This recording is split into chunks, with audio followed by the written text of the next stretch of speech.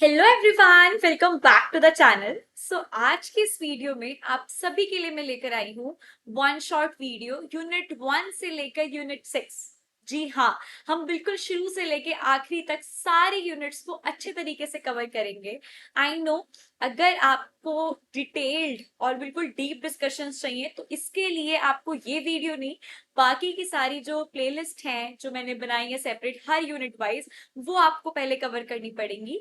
ये one shot video आपके लिए प्रॉपर रिवीजन होगा या फिर एक रात पहले जो आपकी तैयारी करनी होती है एग्जाम की, उसके लिए ये आपके लिए बिल्कुल परफेक्ट होने वाला है, जिसमें सारे इंपॉर्टेंट टॉपिक्स, सारे इंपॉर्टेंट क्वेश्चंस, हम सब कुछ कवर करेंगे जो भी आपके एग्जाम के लिए सबसे इंपॉर्टेंट है। वो सब कुछ आपको यहाँ पे मिलेगा। आई नो आपका एग्जाम बहुत करीब है एंड उसके लिए ये वीडियो देखना बहुत ही ज्यादा फायदेमंद होने वाला है।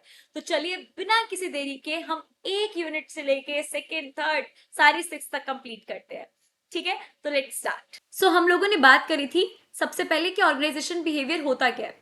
ये एक ऐसा ऑर्गेनाइजेशन का प्रोसेस है जहाँ पे डिफरेंट डिफरेंट कास्ट से, रिलीजन से, रेसेस से, नेशनैलिटी से लोग आते हैं और एक साथ मिलजुल कर काम करते हैं only for one purpose, and that purpose is for achieving the goal of the organisation. एक गोल होता है जिसको अचीव करने के लिए डिफरेंट डिफरेंट लोग लग जाते हैं। That is known as organisation behaviour का प्रोसेस है ये। ठीक है, ये ऑर्गेनाइजेशन बिहेवियर प्रोसेस है। उसके बाद देखिए, for example different caste, religion, ये आप सब कुछ लिख सकते हैं। परसेप्शन के लोग, एटीट्यूड के लोग, सब कुछ मिलके काम करते हैं, हर कोई लोग। Then study the fundamental concept of OB. देखिए, हमने यहाँ पे दो चीजों को पढ़ना होता है जो कि हमारा फंडामेंटल कंसेप्ट है ऑर्गेनाइजेशन बिहेवियर का। तो क्या है? एक तो है study of group and an individual to increase the productivity, कि आप जो ग्रुप है जो काम कर रहा है और जो इंडिविजुअल है उनको स्टडी करो कि उनका क्या बिहेवियर है, क्या चीजें हैं जिससे कि हमारी प्रोडक्टिविटी इंक्रीज हो। दूसरा क्या है? Directly concern with the understanding prediction and control of human behaviour, कि हमें ह्यूमन बिहेवियर को जानना है तो हम डायरेक्टली उन चीज़ों को समझें, तभी हम हमारी ऑर्गेनाइजेशन की प्रोसेस के लिए काम कर सकते हैं।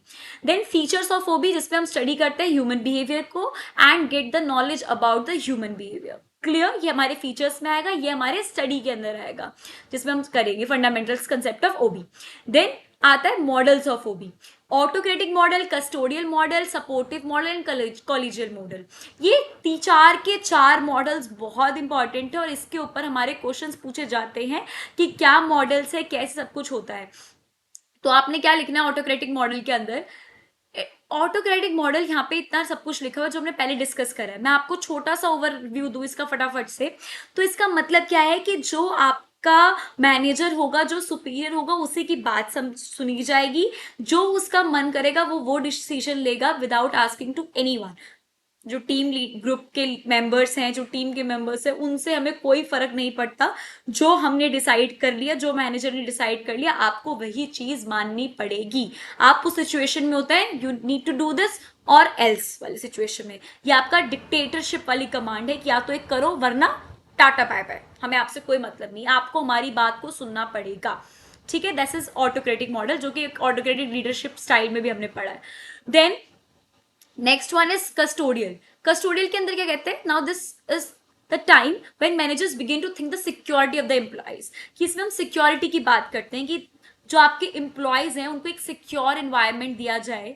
कि इधर क्या होता है कि जो आपका मैनेजर है वो किस बारे में स्टडी करता है कि आपके एम्प्लॉय की नीड्स क्या है। ठीक है, जो कि हमारा ऑटोक्रेटिक में पॉसिबल नहीं होता। यहाँ पे जैसे मान लीजिए कोई इनसिक्योरिटी उनको काम को लेके कि उनको रखा जाएगा नहीं रखा जाएगा, ये सारी चीजें उनसे बात करी जाती है, उनकी राय ली जाती है, उनकी फ्रस्ट्रेशंस को, उनके एग्रेशन को, सब कुछ झेला जाता है।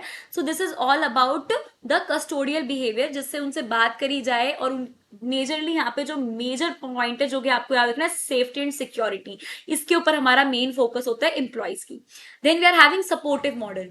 सपोर्टिव मॉडल का मतलब क्या है कि यहाँ पे हम थोड़ा और आगे बढ़ जाते हैं। The supportive model emphasises on motivated and inspiring leader.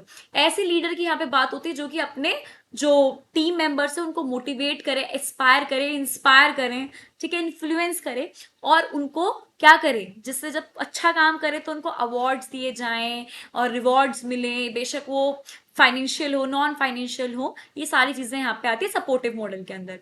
देखिए यहाँ पे एक लाइन भी लिखी हुई है, इंसेंटिव्स और reward schemes but it is simply based on motivating staff through the establishment of the manager and employee relationship.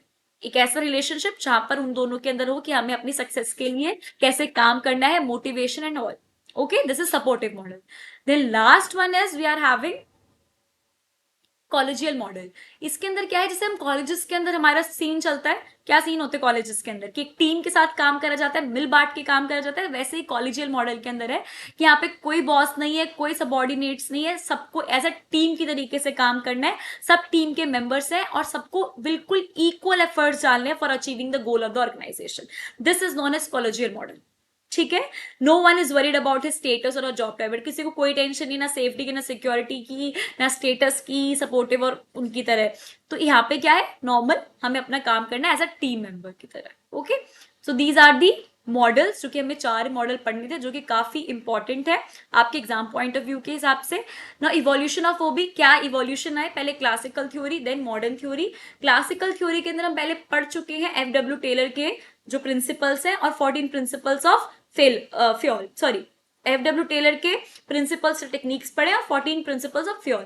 इसके लिए मैं आपको एक लिंक प्रोवाइड करूंगी डिस्क्रिप्शन पे, आप उसको एक बार देख लें और आपको चीजें क्लियर हो जाएंगी. उसके अलावा आई डोंट थिंक सो कि यहाँ पे वन शॉट पे वो चीजें लाना जरूरी है. Then we are having modern theory. Modern theory के अंदर 2 थ्योरीज आती है, आती है कॉन्टिजेंसी थ्योरी और एक आती है हमारी सिस्टम थ्योरी. ठीक है, अब आपको ये जानना है कि कॉन्टिजेंसी और सिस्टम थ्योरी क्या है, क्योंकि दिस इज रियली इंपॉर्टेंट, ये आपका मैटर करता है. In case of emergency the behaviour of the employ. देखिए कॉन्टिजेंसी का मतलब क्या है कि अचानक से कोई विपदा आ गई, अचानक से कोई ऐसी सिचुएशन आ गई जहां पर आप ज्यादा सोच विचार नहीं कर सकते. जैसे आप हैं नो फिल्टर बिहेवियर वाले सिचुएशन, जो आपका एट अ टाइम निकले, वो वाला बिहेवियर इंप्लॉय का देखने को मिलता है कि उस टाइम पे उस सिचुएशन पे वो किस तरीके से ट्रीट करता है, क्या क्रिएटिव माइंड यूज करता है, क्या इनोवेटिव आइडिया यूज होता है. वो कंटेंजेंसी थ्योरी होती है जिसमें हम ह्यूमन बिहेवियर, जो हमारे इंप्लॉय का बिहेवियर, उसको बहुत अच्छे तरीके से स्टडी कर सकते हैं. यहाँ पे कोई फिल्टर का चांस ही नहीं है, टाइम ही नहीं मिलता. सिस्टम थ्योरी मीन्स व्हाट, कि सब सिस्टम्स अंडर द सिस्टम्स, कि हमने सब सिस्टम्स तरीके से बना रखे हैं. लाइक अपना जो काम है और इंडिविजुअल, देखो हमने ये चीज हमारे प्रीवियस वीडियो में भी समझे, मैंने आपको एक एग्जांपल दिया था, वही मैं आप पर दोहरा रही हूँ. System means your organisation, subsystems means the departments which we are having, like financial, marketing and all. Subsystems under the systems acting as an individual system. हर एक इंडिविजुअली काम कर रहा है. मार्केटिंग का अलग डिपार्टमेंट है, financial का अलग डिपार्टमेंट है, सेल का अलग डिपार्टमेंट है, और ये सब कुछ मिलकर दीज इंडिविजुअल सिस्टम्स ये कंप्राइज क्या कर रहे हैं, हमारे मेन सिस्टम को, हमारे whole system, that means organisation. Organisation और डिपार्टमेंट्स को सिस्टम और सब सिस्टम तरीके से ट्रीट करा गया है. क्लियर, आप उसको कंपेयर करके यहाँ पे समझ सकते हैं. उसके बाद we are having emergency expects and challenges of OB. क्या चैलेंजेस हैं हमारे ऑर्गेनाइजेशन बिहेवियर के अंदर. ग्लोबलाइजेशन. ग्लोबलाइजेशन आप जानते हैं कि क्या प्रोसेस है, exchanging of goods and services across the boundary without having any hurdle. आपको पता है कि बिना किसी प्रॉब्लम के आप सामान को इधर से उधर कर सकते हैं, गुड्स हो सर्विसेज हो. ये ग्लोबलाइजेशन आपका यहाँ पे पॉइंट बनता है. दूसरा आपका पॉइंट आता है DEI, डाइवर्सिटी एंड इंक्लूजन और इक्विटी. डाइवर्सिटी का मतलब क्या कि different different people are working together, जो हमने पहले बात करी, वही डाइवर्सिटी के अंदर आएगा for achieving the goal. Equity means what, equality for those people who have been placed at the same time and doing the same type of job.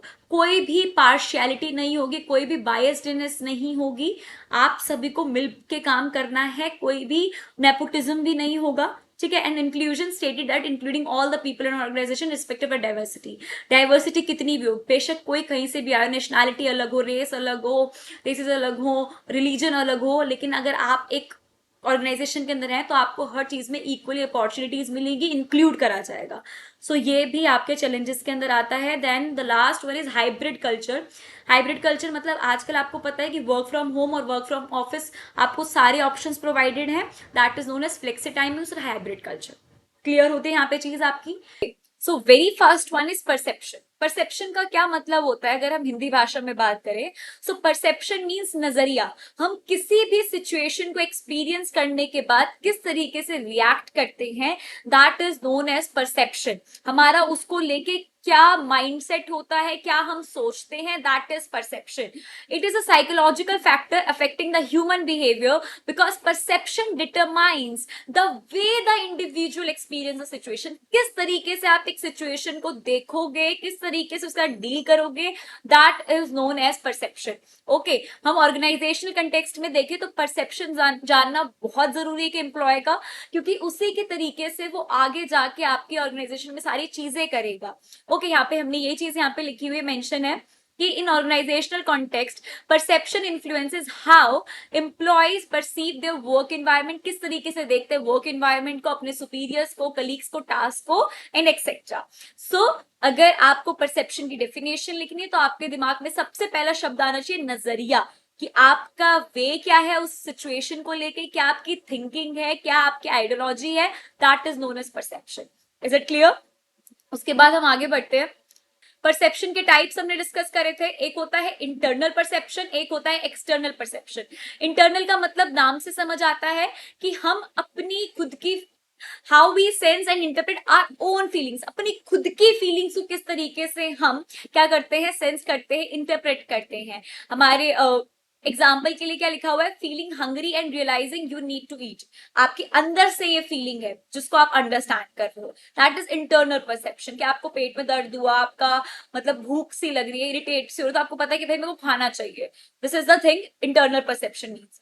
External means what, कि आप किस तरीके से परसीव करते हो आउटर वर्ल्ड को through your senses. कुछ बाहर की चीजें हैं, कुछ और प्रॉब्लम है, और उसके लेकर आपकी क्या इंटरनल बॉडी कैसे रिएक्ट करता है, दैट इज एक्सटर्नल परसेप्शन. इसको हम डिटेल में कर चुके हैं, दैट्स व्हाई मैं इसके इतना डीप में नहीं जा रही, वरना तो ये काफी अच्छा लेंदी टॉपिक है इंटरनल और एक्सटर्नल. ठीक है, तो आपसे ये मेरी रिक्वेस्ट है कि इसकी वो वाली वीडियो जरूर देखें, आपको लिंक मैं सारे प्रोवाइड करूंगी. उसके बाद हम बात करते हैं परसेप्शन के प्रोसेस को. जो हमने पहले भी शुरुआत में जो ऊपर बात करी वो वही था, स्टिल एक बार देखते हैं. परसेप्चुअल इनपुट, एक एग्जांपल से सारी चीजों को समझेंगे. Seeing a red traffic light, आप गए, आपने अपनी गाड़ी चलाना शुरू करा, आपको एक रेड लाइट मिली. ठीक है, रेड लाइट के ऊपर क्या है, रेड ट्रैफिक लाइट हो रही है. आपका इनपुट क्या है कि आपने देखा कि रेड लाइट हो रही है जब आप ड्राइव कर रहे थे. सेकंड, आपका परसेप्चुअल प्रोसेसिंग क्या कहेगा कि आपके दिमाग में ऑटोमेटिकली ये आएगा कि अभी रेड लाइट है, that means I have to stop. ठीक है, मेरे को रुकना है बिकॉज रेड लाइट मीन्स कि आपको स्टॉप होना है. परसेप्चुअल आउटपुट आपने क्या करा कि आपको लगा कि भाई मेरे को अब अपनी गाड़ी धीरे धीरे रोकनी पड़ेगी बिकॉज ये रेड लाइट है. और इसका बिहेवियर रिस्पॉन्स क्या है कि आपने क्या रिस्पॉन्ड करा उसको लेकर. सो आपने ब्रेक लगाया और अपनी गाड़ी को स्टॉप कर दिया. ये आपका एक्चुअल में परसेप्शन प्रोसेस है, जिसको आप एग्जाम्पल के तरीके से मैंने समझाया. इसी तरीके से आप इसको अपने डिटेल्ड वर्जन में लिख सकते हैं कि सबसे पहले हम क्या करते हैं, इनपुट लेते हैं कि हो क्या रहा है. सेकेंड वे पे हम क्या करते हैं, उसको प्रोसेस करते हैं कि वो है क्या एक्चुअल में, उसको प्रोसेस करना अपने माइंड में. थर्ड वन इज व्हाट, कि आप उसको लेके कुछ ना कुछ एक्शन ले कि इसको अगर ये चीज ऐसी है जो हमने प्रोसेसिंग में समझी, ये हमारा इसको आगे लेके इसका रिएक्शन होना चाहिए. एंड फोर्थ वन में आप वो एक्शन कर देते. ठीक है, थर्ड में सोचते हो एंड फोर्थ में वो आप एक्शन कर देते हो. क्लियर होती है चीज यहाँ पे. उसके बाद हम बात करते हैं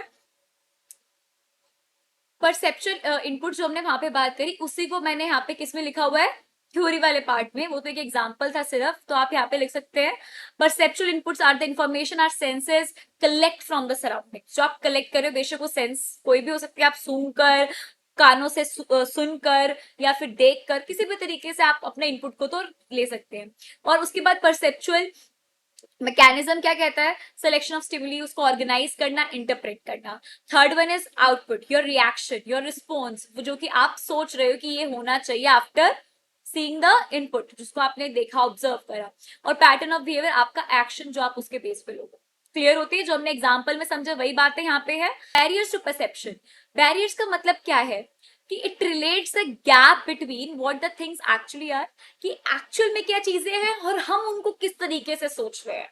राइट, फॉर एग्जाम्पल 9 था, वो 9 ही लिखा था किसी ने, लेकिन मैं उस तरफ से खड़े होकर देख रही हूँ तो मैं कह रही हूँ नहीं ये 6 है. So what does that mean, कि जो चीज एक्चुअल में है और जो मैं सोच रही हूँ उसके बीच में गैप है. इसी को तो हम बैरियर बोलेंगे, कि चाहते कुछ और है लेकिन हो कुछ और रहा है. That is barrier, obstacle. सबसे सबसे पहला क्या है, स्टीरियोटाइपिंग, सोसाइटी की थिंकिंग कि लोग क्या कहेंगे, लोगों के विचार ऐसे तो मैंने भी अपना ऐसा परसेप्शन बना लिया, ठीक है, या फिर लोगों की थिंकिंग की वजह से हमारे कुछ चीजें चेंज हो रही हैं, that is stereotyping. Hello effect means what, general impression based on single character, कि एक ही कैरेक्टर के बेसिस पे हमने अपने पूरे परसेप्शन को बदल दिया। किसी ने एक गलती कर दी तो हमने ये ठान लिया कि ये आदमी तो गंदा ही है, ठीक है। सो जनरल इंप्रेशन बना लिया एक सिंगल कैरेक्टरिस्टिक के बेस पे। Similar to me effect means what, कि मैं बायस्ड हो गई किसी को लेकर, अगर वो भी बीसीए कर रहा है मैं भी बीसीए कर रही हूँ तो मैं ज्यादा उसके लिए बायसनेस और मैं काफी फ्रेंड होगी कि सेम सेम, ठीक है, तो काफी मैं उसको लेकर मेरे लिए एक सॉफ्ट कॉर्नर हो गया कि इसको ज्यादा मेरे को प्रेफर करना है। दैट इज, इससे भी तो परसेप्शन चेंज हो गया कि नहीं हो गया। जहां मैं कुछ और सोचती अकॉर्डिंग टू उसकी पर्सनैलिटी स्किल्स, वो तो मैंने नहीं देखा, मैंने सिर्फ क्या देखा कि वो बीसीए कर रहा है, ठीक है, तो मेरा परसेप्शन गलत बना यहाँ पे। ये बात आपको यहाँ पे समझ आती है। उसके बाद सेलेक्टिव परसेप्शन, कि अपने इंटरेस्ट के बेस पे, कि मेरा जहां इंटरेस्ट मैच कर रहा है मैं उसी चीजों को देखूं। कंट्रास्ट इफेक्ट मींस कंपैरिजन करके, कि पहले वाला जो एम्प्लॉय से मान लो कहीं सिलेक्शन हो रहा हो तो मैं दूसरे एम्प्लॉय को किस चीज के बेस पे कम देख रही हूँ, जज कर रही हूँ, कि जो पहले एम्प्लॉय चला गया उससे कंपेयर करके। और आपको पता है कि 5 उंगलियां बराबर नहीं होती, तो कंपेयर करने को कोई मतलब नहीं बनता, हमें स्किल्स और नॉलेज के बेसिस पे इंसान को जज करना चाहिए। लेकिन व्हाट आई एम डूइंग, मैं कंपेयर कर रही हूँ, तो यहाँ पे एक परसेप्शन पे बैरियर आ गया।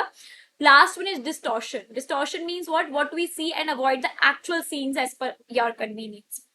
फॉर एग्जाम्पल, आपको कोई इंसान एक नजर में ही सही लगने लगा कि हाँ ये अच्छा है, अब वो कुछ गलत भी कर रहा है ना, तो आप कहोगे, अपने आप बहाना बना दोगे, उसको बनाने की जरूरत ही नहीं, आप खुद ही अपने आप बना दोगे, नहीं नहीं कुछ प्रॉब्लम रही होगी इसलिए इसने ऐसा करा, वरना ये ऐसा थोड़ी ना, तो बहुत अच्छा।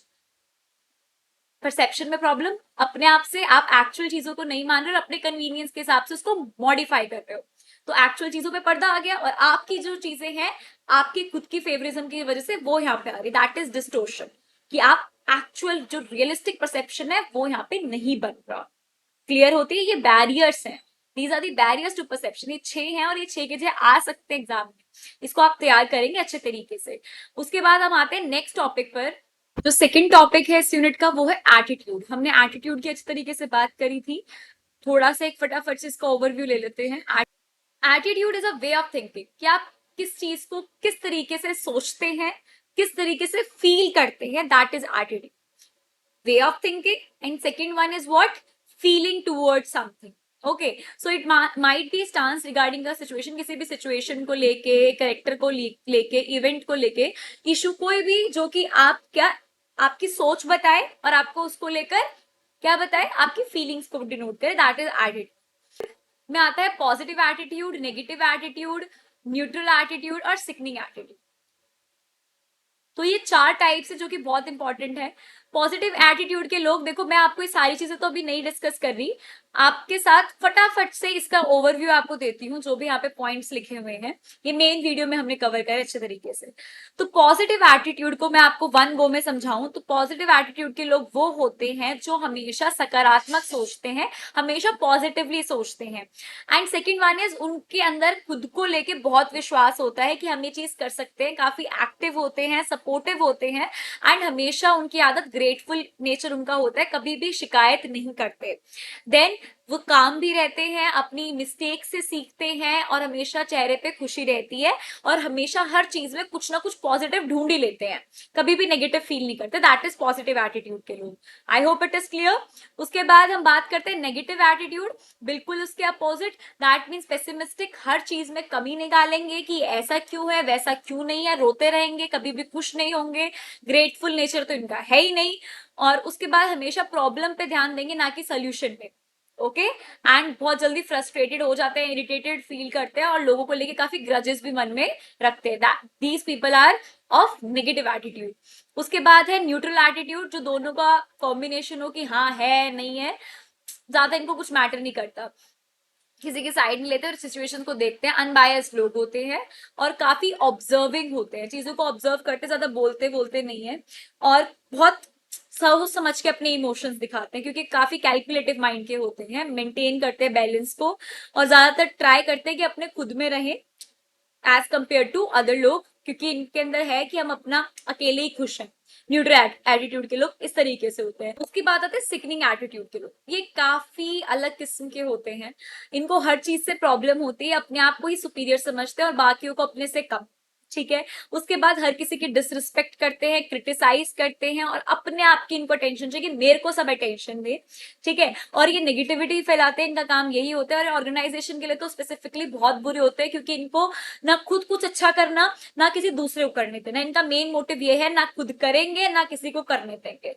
क्लियर। ये 4 टाइप के एटीट्यूड हम लोगों ने पढ़े, positive, negative, neutral and signing. I hope it is clear. उसके बाद बात करते हैं जॉब सेटिस्फैक्शन, जो कि थर्ड टॉपिक है। जॉब सेटिस्फैक्शन का मतलब होता है आप कितने खुश हैं अपने काम से, कितने सेटिस्फाइड हैं। So that means how happy and content a person feels with their job. इससे क्या होगा, इससे आपकी प्रोडक्टिविटी इंक्रीज होगी। अगर आप अपनी जॉब से सेटिस्फाइड हैं, आपका एब्सेंटीज्म कम होगा और साथ ही साथ आपका जो रिलेशनशिप है अपने कोवर्कर के साथ वो भी काफी अच्छा होगा। और ये सब कुछ कब होगा, जब आप अपनी जॉब से सेटिस्फाइड होंगे। ओके। कितने टाइप के जॉब सेटिस्फैक्शन होते हैं, एक होता है इंट्रिंसिक और एक होता है एक्सट्रिंसिक। इंट्रिंसिक मींस व्हाट, कि जो आप काम कर रहे हो वो आपको खुशी दे रहा है, आप अपने काम से खुश हैं, that is intrinsic. Okay. For example enjoying the task you do daily. And extrinsic means what, कि आपको जो एक्सटर्नल फैक्टर्स हैं वो आपको सेटिस्फैक्शन प्रोवाइड कर रहे हैं, आपका इतना काम नहीं। जैसे कि क्या, आपका बोनस, आपकी सैलरी, ये सब कुछ। Now what is motivation. Motivation का मतलब क्या होता है, कोई ऐसा फोर्स और ऐसी पावर जो हमें हमारे गोल को अचीव करने में हेल्प करे, उसको मैं कहूंगी कि वो मोटिवेशन है। और ये काम कौन प्ले करता है, ये मेनली ऑर्गेनाइजेशन में आपका लीडर, जो आपका मैनेजर है, उसका ये काम होता है कि आपको थोरोली मोटिवेट करता रहे for achieving the goal. And mainly जो मोटिवेशन है वो आपकी इंटरनल होती है। जब तक आप खुद मोटिवेट नहीं होंगे, कोई आपको मोटिवेट नहीं कर सकता। Okay. So it's what gives you the energy and drive to achieve your goals and complete the task. Okay. यही आपको मोटिवेट करता है आपके काम को अचीव करने के लिए। देन हमने मैस्लोज हायरार्की ऑफ नीड्स पढ़ा था, जिसमें आपके पूरे 5 पार्ट्स हैं। Physiological needs, safety needs. Physiological needs what, the basic needs. Okay. And safety, जिसमें आप सिक्योरिटी आपको चाहिए, job security and all. Then third one is belongingness and love needs. एक ऐसा टाइम आ जाता है जब आपको रिलेशनशिप्स की काफी जरूरत होती है। Then esteem needs, the feeling of accomplishment. And the last one is self actualisation, जो कि आपके खुद के पोटेंशियल कि आप पहुंच जाते हो कि हाँ, what I need I got. तो ये वो वाली सिचुएशन होती है जहां पे आप अपने आप को और बेहतर बनाने के लिए काम करते हैं। देन हमारी बात आती है थ्योरी एक्स एंड वाई की। हमने बात करी थी थ्योरी एक्स के कौन से लोग होते हैं, थ्योरी वाई के कैसे होते हैं। थ्योरी एक्स के लोग टोटली अपोजिट होते हैं थ्योरी वाई के। थ्योरी एक्स के लोगों को काम करना बिल्कुल नहीं पसंद होता और थ्योरी वाई के लोगों को काम करना बहुत पसंद होता है, बहुत एक्टिव होते हैं, काफी ज्यादा रिस्पॉन्सिबल होते हैं। थ्योरी एक्स के जो लोग होते हैं, इनके अंदर सेल्फ मोटिवेशन बिल्कुल नहीं होता। थ्योरी वाई सेल्फ मोटिवेटेड होते हैं। इनके अंदर क्या नाम है, एक जोश है काम करने का, इनके अंदर बिल्कुल भी नहीं है।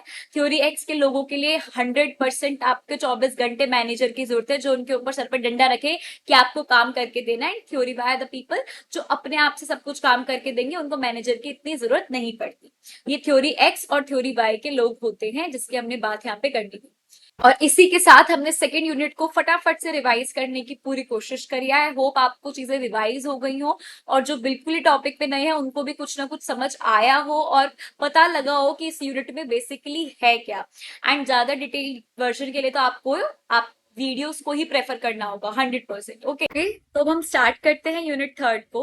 यूनिट थर्ड हमारी बेसिकली पर्सनालिटी के ऊपर है, जिसपे हम टोटली सब कुछ पर्सनालिटी के बारे में बात करेंगे। जितने भी टाइप्स हैं, type A, type B, MBTI, सब कुछ बहुत ही इंटरेस्टिंग टॉपिक्स हैं, इसको हम फटाफट से कवर करेंगे।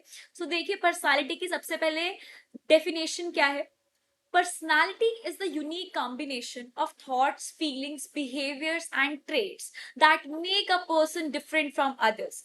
You know कि हर किसी आदमी की कुछ ना कुछ ऐसी खासियत होती है जो कि उसको दूसरे से डिफरेंट बनाती है। वो खासियत क्या है, वो उसके विचार हैं, उसकी भावनाएं हैं, उसका बिहेवियर है और उसकी आदतें हैं, ट्रेड्स हैं, थॉट्स हैं। ये सब कुछ उस एक इंडिविजुअल को बाकियों से डिफरेंट बनाता है। दैट्स वाई हम कहते हैं कि भैया इसकी पर्सनालिटी, ये individual, he is different, he is nice, he is not good, सब कुछ ओपिनियन हमारे उसी के बेस पे बनते हैं, हमारे परसेप्शन ही उसी के बेस पर बनते हैं। ठीक है। It includes how we think, how you act, how we interact with the world around us. ये सारी चीजें आपकी पर्सनालिटी को दर्शाती है. You know one thing, हम जब भी किसी से मिलते हैं तो हमारे सबसे पहला ये होता है कि यार इसकी पर्सनालिटी बहुत अच्छी है. उससे मतलब क्या है? उससे कुछ और मतलब नहीं है. उससे एक ही मतलब निकल कर आता है कि आप उसके थॉट से, उसके फीलिंग से, उसके ड्रेसिंग सेंस से, उसके एक्ट से, उसके बिहेवियर से इंप्रेस हो रहे हैं. और अगर आपको नहीं पसंद आता तो यही रीजन होते हैं जो कि आपको पसंद नहीं आते. सो आई थिंक कि आपको पर्सनालिटी का बहुत अच्छे तरीके से मतलब समझ आ गया होगा. इसको आप अच्छे से एग्जाम में लिख सकते हैं. Okay, locus of control. Guys, this is the one of the most important topic, locus of control. इसमें मैं अगर आपको ये चीजें ना रीड करके बताऊं तो नॉर्मल आपको ये समझना है कि किसी भी सिचुएशन में आप खुद को अकाउंटेबल फील करते हो या फिर डिफरेंट इंडिविजुअल को या फिर किसी और को ब्लेम करते हो. That is basically locus of control. अब आप इसकी डेफिनेशन देखिए. इट इज पर्सनालिटी फीचर, एक टाइप की हम बात कर रहे हैं पर्सनालिटी को जज करने के लिए, that explains the degree to which a person perceives themselves as accountable. कि आप सिचुएशंस में, किसी प्रॉब्लम में, नॉर्मल कोई आपकी सिचुएशन है उसमें आप खुद को चीजों को लेकर अकाउंटेबल समझते हैं, खुद को जिम्मेदार समझते हैं, या फिर उसका ब्लेम, या फिर उसके लिए किसी और को आप क्या करते हैं, दूसरे के लिए उसको अकाउंटेबल समझते हैं, खुद को नहीं. That is known as locus of control, जिसमें हम डिग्री ऑफ अकाउंटेबिलिटी को चेक करते हैं for events happening around them. Is it clear? अब इसके दो टाइप्स हैं. अगर हम उनको पढ़ेंगे तो हमारी सारी चीजें अपने आप क्लियर होती जाएंगी. Okay, so let's see. The very first one is internal locus of control and second one is external locus of control. Internal locus of control क्या कहता है कि people think that they can manage the situation by themselves, कि हम चीजों को अपने आप मैनेज कर सकते हैं and we are the independent ones, हम किसी पे डिपेंडेंट नहीं है. Consider themselves responsible for everything. If something happens good or bad, तो वो किसी और को उस चीज के लिए ब्लेम नहीं करेंगे या किसी और को रिस्पॉन्सिबल नहीं समझेंगे, खुद को, कि अच्छा हुआ है तो वो मेरी वजह से हुआ है, नहीं हुआ तो उसके लिए भी रिस्पॉन्सिबल मैं हूं. मैं अपना दोष, अपना ब्लेम किसी और को नहीं दूंगी. That is a part of internal locus of control. I hope it is clear. Then we are having the next one, which is, I told you don't blame others wala point. Then more active in decision making. Of course, if you know that I am the independent one, I have to take my own decisions and I will be taking that. That means you are an active person. You are making your decisions by your own self. Is it clear? Then we are talking about external locus of control. Of course, it will be opposite of internal locus of control. The very first point says that people think that they cannot manage the situation by themselves. They are having self-doubt. हमें पता है कि हम इसको अपने आप से नहीं कर पाएंगे.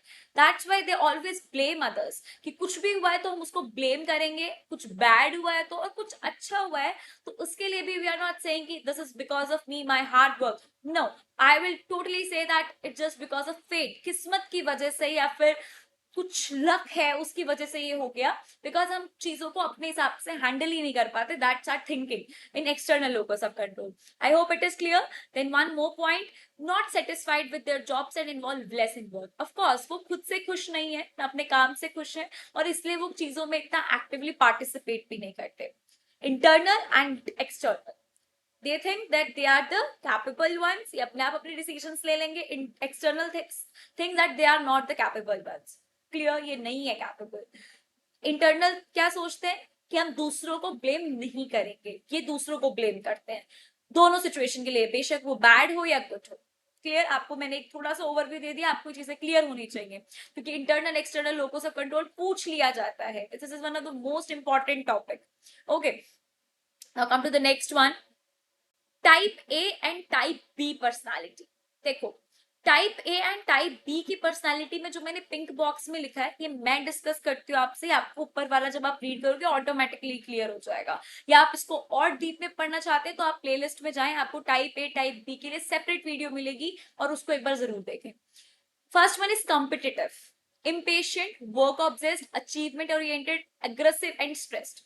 ये सारी चीजें आपस में इंटरकनेक्टेड अगर आप ध्यान से देखें तो. टाइप ए के लोग, अगर मैं आपको हिंदी भाषा में बहुत सरल भाषा में समझाऊं तो इसका मतलब ये है कि ये ऐसे लोग हैं जिनसे खाली नहीं बैठा जाता. इनको हर टाइम कुछ ना कुछ काम करना होता है, ये इतने एक्टिव होते हैं और इतने इम्पेशेंट होते हैं, सब्र नहीं है, बस ये कि बस मैं कुछ कर दिखाऊं, मैं कुछ अच्छा करूं और मैं बिल्कुल भी टाइम वेस्ट ना करूं। एक मूवी देखना भी इनके लिए प्रॉब्लम है कि मैंने अपने 3 आवर्स या 2 आवर्स क्यों वेस्ट करे, because they always want to become productive person. Is it clear? इसलिए थोड़ा एग्रेसिव रहते हैं, ना, जो बंदा काम करता है उसके अंदर थोड़ा तो गुस्सा होता है कि भाई मैं भी काम करके हटाऊं एंड ऑल, और इसलिए हमेशा स्ट्रेस्ड भी रहते हैं, टेंशन रहते हैं अपने काम को लेकर, and there the achievement oriented, कुछ पाने की इनके अंदर जोश है। अब अगर मैंने टाइप ए की इतनी अच्छाइयां कर दी हैं या फिर उनके बारे में बता दें कि भैया इतने वर्कोहॉलिक पर्सन हैं ये, तो टाइप बी क्या होगा? इसका टोटली अपोजिट। गाइस देखो, मैं आपको बहुत इजी एक राय देती हूँ। अगर आप एक पर्सनालिटी को समझ रहे हो ना, जैसे type A type B personality, तो टाइप ए को समझ लो, टाइप बी उसका अपोजिट होगा। इंटरनल लोकस ऑफ कंट्रोल समझा, इंटरनल लोकस ऑफ कंट्रोल के पॉइंट समझ ली, तो एक्सटर्नल उसका अपोजिट होगा।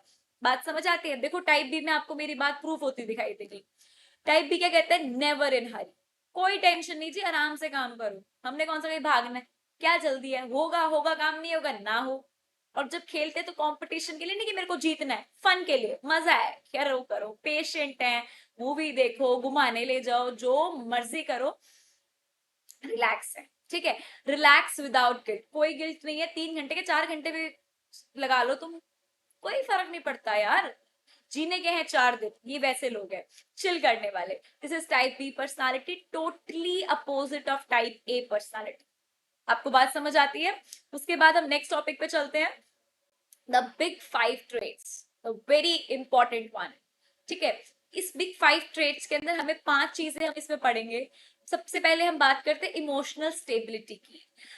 ये देखो, मैं आपको पहले शुरुआत में बता चुकी हूँ, ये सारी क्या है?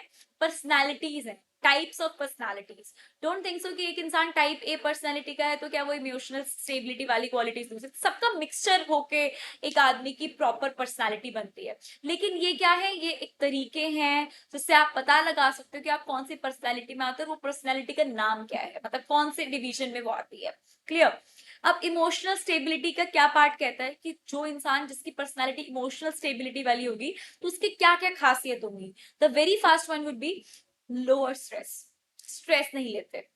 जॉब एंड लाइफ सेटिस्फेक्शन, देखो स्ट्रेस वो इंसान नहीं लेता जिसको अपनी चीजों से सेटिस्फेक्शन वाली फीलिंग हो, I am the one who is satisfied, तो मेरे को इतना स्ट्रेस नहीं होगा, ठीक है। लेस नेगेटिव थिंकिंग, ज्यादा बुरा नहीं सोचते हैं, बिल्कुल बुरा नहीं सोचने की कोशिश करते, पॉजिटिव है, that's why they are the satisfied part. और ये इमोशनल होते हैं, स्वाभाविक सी बात है, जो इंसान सेटिस्फाइड है अपनी लाइफ में, वो कहीं ना कहीं एक अच्छा हार्ट रखता होगा, एक इमोशनल उसके अंदर चीजें होंगी। Okay, this is the emotional stability वाला point, the very first one. किसके अंदर हमने बात करी है? द बिग 5 ट्रेट्स के अंदर। Second one is extroversion. Extroversion आपका कौन से वर्ड से निकला है? एक्सट्रोवर्ट से। That means better interpersonal skill, सबसे बात करना और सोशली एक्टिव और घुलन मिलनसार इंसान, ग्रेटर सोशल डोमिनेंस, जो मैंने अभी कहा, इमोशनली एक्सप्रेसिव, अपने आप को एक्सप्रेस करना आता है, शांत नहीं बैठ सकते, आप बात करने आओ और फिर देखो शुरू हो जाएंगे हम, है ना। लीडरशिप क्वालिटी होती है, लीडरशिप देखो, एक्सट्रोवर्ट ऐसी चीज है जो ज्यादातर आपको लीडरशिप में मिलेगी, क्यों? क्योंकि इनका काम ज्यादातर इंस्पायर करने का, इनकरेज करने का, मोटिवेट करने का होता है, और जिसके लिए कम्युनिकेशन इज हाईली रिक्वायर्ड। तो इसलिए एक्सट्रोवर्जन इनके अंदर एक स्किल्स है, एक क्वालिटी है, पर्सनालिटी के अंदर आता है इनकी। उसके बाद हम चलते हैं next one, which is openness. इन देखो, ओपननेस से क्या मतलब है कि आप अपने माइंड से भी ओपन हो, मेरा ये मानना है। ओपननेस जो आपकी पर्सनैलिटी, दैट मीन्स, देखो first one is increase learning, that means आप ओपन माइंडेड हो, आप लोगों के विचारों को भी सुनते हो, उनको भी एंटरटेन करते हो, सुनते हो, समझते हो और अपनी चीजों में भी उसको उतारते हो, दैट्स वाई ओपननेस आपकी पर्सनैलिटी है। क्रिएटिव, ऑफ कोर्स आप दूसरों को भी सुनते हैं, खुद के आइडियाज को भी आप पूरी हाईली वो देते हैं, अटेंशन देते हैं, that means you are creative, you are more flexible, more adaptive to change, सारी पॉइंट्स यहाँ पे आती हैं। दैट मीन्स ओपननेस, कि आप हर चीजों को लेकर बिल्कुल खुले हुए हो, आपका, आप बहुत ही ज्यादा, मैं इसको एक वर्ड दूंगी कि आप एक बहुत ही ज्यादा एडजस्टिंग नेचर के हो। ओके, तो आप ये पॉइंट लिख सकते हैं यहाँ पे। उसके बाद हम बात करते हैं एग्रीएबलनेस की। देखो, आज की डेट में कोई ऐसा इंसान नहीं है जो उस इंसान से खुश ना हो जो कि बात माने, अग्री कर जाए इजीली, वो सबको पसंद आता है। आप मेरे को कोई चीज को, मैं 1 मिनट में मान जाऊं, आप मेरे फैन हो जाओगे कि भैया बहुत अच्छी लड़की है, ठीक है। और ये मैं कह दूं नहीं, गलत बोल रहा है भाई, तो नहीं यार मैं नहीं मान रही, गलत है, दैट मीन्स आप हो गया हर बात में नाना नुकुर नुकुर, तो एग्रीएबलनेस वाला मेरी पर्सनालिटी ने है, तो दैट मीन्स आप मेरे को इतना पसंद भी नहीं करोगे। सो एग्रीएबलनेस वाली जो पर्सनालिटी के लोग होते हैं काफी लविंग होते हैं, कोऑपरेटिव्स होते हैं because they are understanding you और आपकी बात भी मान रहे हैं। एम्पैथेटिक, देखो एम्पैथेटिक तो होंगे, आपकी बात मान रहे, दैट मीन्स वो आपसे रिलेट कर रहे हैं, आपको सुन रहे हैं। ट्रस्टवर्दीनेस होते हैं, पोलाइट भी होते हैं। ओके, सो ये सारे इनके फीचर्स कह लो, इनकी पर्सनालिटी के ट्रेट्स कह लो। ओके, उसके बाद हम नेक्स्ट पॉइंट पे चलते हैं। आई थिंक ये लास्ट वन है, और ये जब मैंने मेन वीडियो बनाई थी मैंने तभी भी कहा था कि ये मेरे से बोला नहीं जाता ये word, but still I will try. Consciousness, पहले कॉन्शियसनेस है नहीं, आई नो, बट जो भी है आप मेरे को सिखा सकते हो, आप मेरे को जरूर कोशिश करना, बट या for me this is consciousness. And please इसकी जो एग्जैक्ट प्रोनाउंसिएशन है वो आप बोलिएगा। ओके, सो ये कैसे लोग होते हैं? रिस्पॉन्सिबल होते हैं, ऑर्गेनाइजेशन, ज्यादातर प्लानिंग में, planning and managing task efficiently, इन पे इनका फोकस होता है। सेल्फ डिसिप्लिन होते हैं, that's why they are planning. And reliable होते हैं, and goal oriented. Of course ये सारी चीजें आपस में इंटररिलेटेड है। If I am planning something that means I am self discipline, and if I want to do something, that's why I'm making plan, that means I'm goal oriented also। तो सारी चीजें आपस में इंटरकनेक्टेड हैं, तो आपके लिए पॉइंट्स बना के लिखना बहुत इजी है। एक समझ लो, बाकी अपने आप दिमाग में आते रहेंगे। ठीक है, तो मैं आपको थोड़े थोड़े हिंट्स देती रहती हूँ कि किस तरीके से आप अपने आंसर्स को बना सकते हैं बिना रट्टाफाई करे, बिना चीजों को रटे हुए। ठीक है, अब हम बातें हैं the last one, I think so, इसके बाद एक और होगा जिसमें हम बात करते हैं MBTI, Myers Briggs Type Indicator। Very good one and very important, most important 15 mark का क्वेश्चन। MBTI में 4 चीजें। First one is extroversion and introversion, opposite of each other. Sensing, intuition, thinking, feeling, judging and perceiving, सब कुछ आपके opposition में काम करेंगे एक दूसरे के। चलिए, सबसे पहला तो बहुत इजी है, एक्सट्रोवर्जन इंट्रोवर्जन। एक्सट्रोवर्जन मतलब इंट्रोवर्ट, एक्सट्रोवर्ट्स वाले, इंट्रोवर्जन अपोजिट, इंट्रोवर्ट्स। तो इसके अंदर मैं आपको ये बता देती हूँ, टॉकेटिव एंड आउटगोइंग, जो हमने पहले भी बात करी। Think out loud and process ideas by speaking, इनको बात करना बहुत पसंद है। अगर इनके मन में कोई विचार है, कोई धारणा है, तो बिना व्यक्त करे इनके पेट में दर्द रहेगा। तो ये बहुत ही बातें करने वाले हैं, बहुत ही अपनी चीजों को ढंग से रखने वाले हैं, बहुत ही सोशलाइज्ड पर्सन है। And prefer action and variety, feel drained if alone for too long. देखो भाई, ऑफ कोर्स ये बात है कि अगर ये ज्यादा देर तक ना बात करे, अकेले हो, तो इनको थका थका सा महसूस होगा। क्यों? क्योंकि इनके पास कोई बात करने के लिए नहीं है। और मेरे को ये कहते हुए बिल्कुल भी बुरा नहीं लग रहा कि मैं एक्सट्रोवर्जन किस्म से ही आती हूँ, और आई नो यहाँ पे अकेले रहना एक टाइम पे बहुत ही ज्यादा ड्रेनिंग वाली फीलिंग आ जाती है कि मेरे पास कोई बात करने के लिए नहीं है, इसलिए खुद से बात कर लेनी चाहिए। पर अगर कोई और देखेगा तो भी पागल समझेगा, इसलिए इंसान ढूंढते हैं कि हम उनसे बात कर सके, अपने आप को एक्सप्रेस कर सके। हर चीज के फायदे नुकसान है, यहाँ पे भी होते हैं। ठीक है, इंट्रोवर्जन की बात करते हैं। इंट्रोवर्जन कैसे होते हैं? थॉटफुल एंड रिजर्व, अपने आप से बातें करेंगे, थॉटफुल हैं, और ज्यादातर डीप और मीनिंगफुल कन्वर्सेशन करते हैं। क्यों? क्योंकि इतना बोलते नहीं है, ज्यादा ध्यान दिमाग पे लगाते हैं। थिंक बिफोर स्पीकिंग, एक्सट्रोवर्जन की तरह नहीं है कि जो मन में आप बोल दिया, नहीं, सोचेंगे समझेंगे, किसी को हर्ट ना हो, हम सही बोल रहे नहीं बोल रहे। Process ideas internally, enjoy alone time, अकेले रहना पसंद करते हैं। And personal reflection. Okay, now sensing and intuition. Sensing ये कहता है focus on the present and what is real, imagination में नहीं खोए रहते। ठीक है, इनका क्या है कि जो भी है प्रेजेंट है, जो रियल है उस पर ध्यान देंगे। Pay attention to details and fact, details and facts में इनका ध्यान होता है।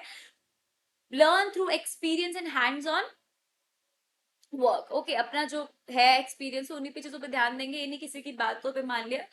बहुत ही फैक्चुअल किस्म के इंसान है ये, इतना इमेजिनेशन में और चीजों में नहीं खोए रहते। Okay, then follow step by step instruction चलते हैं, क्योंकि ज्यादातर डिटेल्स में काम करते हैं।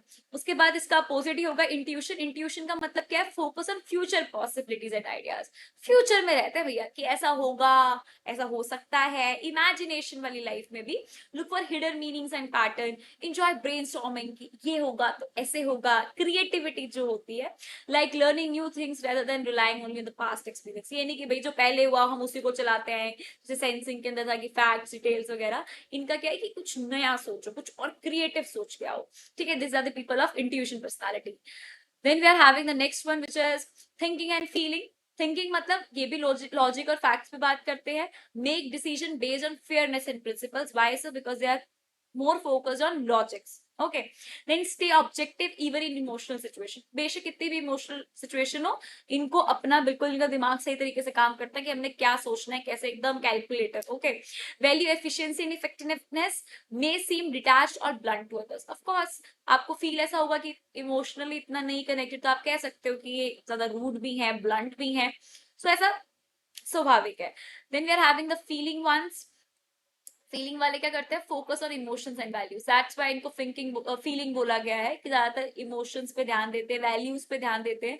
Make decision based on compassion and personal impact and consider how choices affect others. इनको फर्क पड़ता है कि जो अपनी चीजें वो दूसरों को कैसे अफेक्ट कर रही हैं एंड ऑल, इसलिए ज्यादातर लोगों का सोचते हैं अपने से ज्यादा, हमारी मम्मियों की तरह। ठीक है, वो फीलिंग वाले उस पर्सनालिटी में आती है। Value relationships and harmony. ज्यादातर इनके लिए रिश्ते मायने रखते हैं, ना कि क्या खुद की चीज है। Then may struggle with conflict और टफ सिचुएशंस। टफ डिसीजन में इनको ऑफ कोर्स ये बात है कि ज्यादातर अपने दिल की सुनते हैं, थिंकिंग वालों की तरह नहीं जो हमेशा अपने दिमाग को प्रायोरिटी पे रखते हैं। कभी कभार फीलिंग पर्सनालिटी होना बहुत जरूरी है और कभी कभार थिंकिंग, अदरवाइज आप बहुत गलत डिसीजन ले लेते हो लाइफ में। ओके, सो इसलिए सब कुछ इंपॉर्टेंट है, हर चीज के डिसएडवांटेजेस भी हैं और एडवांटेजेस भी हैं। Next one is judging and perceiving. Judging क्या कहता है, people with a judging preference like structure, organisation and planning. इनको हर चीज अपने तरीके से पसंद है और ज्यादातर ये स्ट्रक्चर पे ध्यान देते हैं, ऑर्गेनाइजेशन पे ध्यान देते हैं, प्लानिंग पे ध्यान देते हैं। ठीक है, that's why they are having schedules, to do lists, prefer structure and clear rules, plan things in advance. Planning तो से बोलते हैं। Feel satisfied when task are completed. Why so, because इनके प्लान अच्छे से एग्जीक्यूट हो जाते हैं। और can be frustrated by last minute changes. Why so, because they don't want any change in their plans. क्योंकि प्लान बहुत मुश्किल से बनाते हैं, इसलिए इनको कोई चेंज भी नहीं पसंद होता। ठीक है, ये जजिंग नेचर के होते हैं। And then we are having last one, perceiving.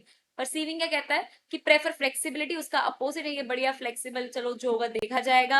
और ज्यादातर नई पॉसिबिलिटीज को एक्सप्लोर करते हैं। लास्ट के टाइम पे इनको काम करने की आदत होती है, अंडर प्रेशर में एंड क्लोज टू डेडलाइंस। ठीक है, हमारे तरह की अगर अगले दिन असाइनमेंट सबमिशन है तो आज करेंगे आराम से बढ़िया बैठ के। And feel restricted by too much structure. ज्यादातर इनको स्ट्रक्चर और ये प्लानिंग वगैरह नहीं पसंद होती।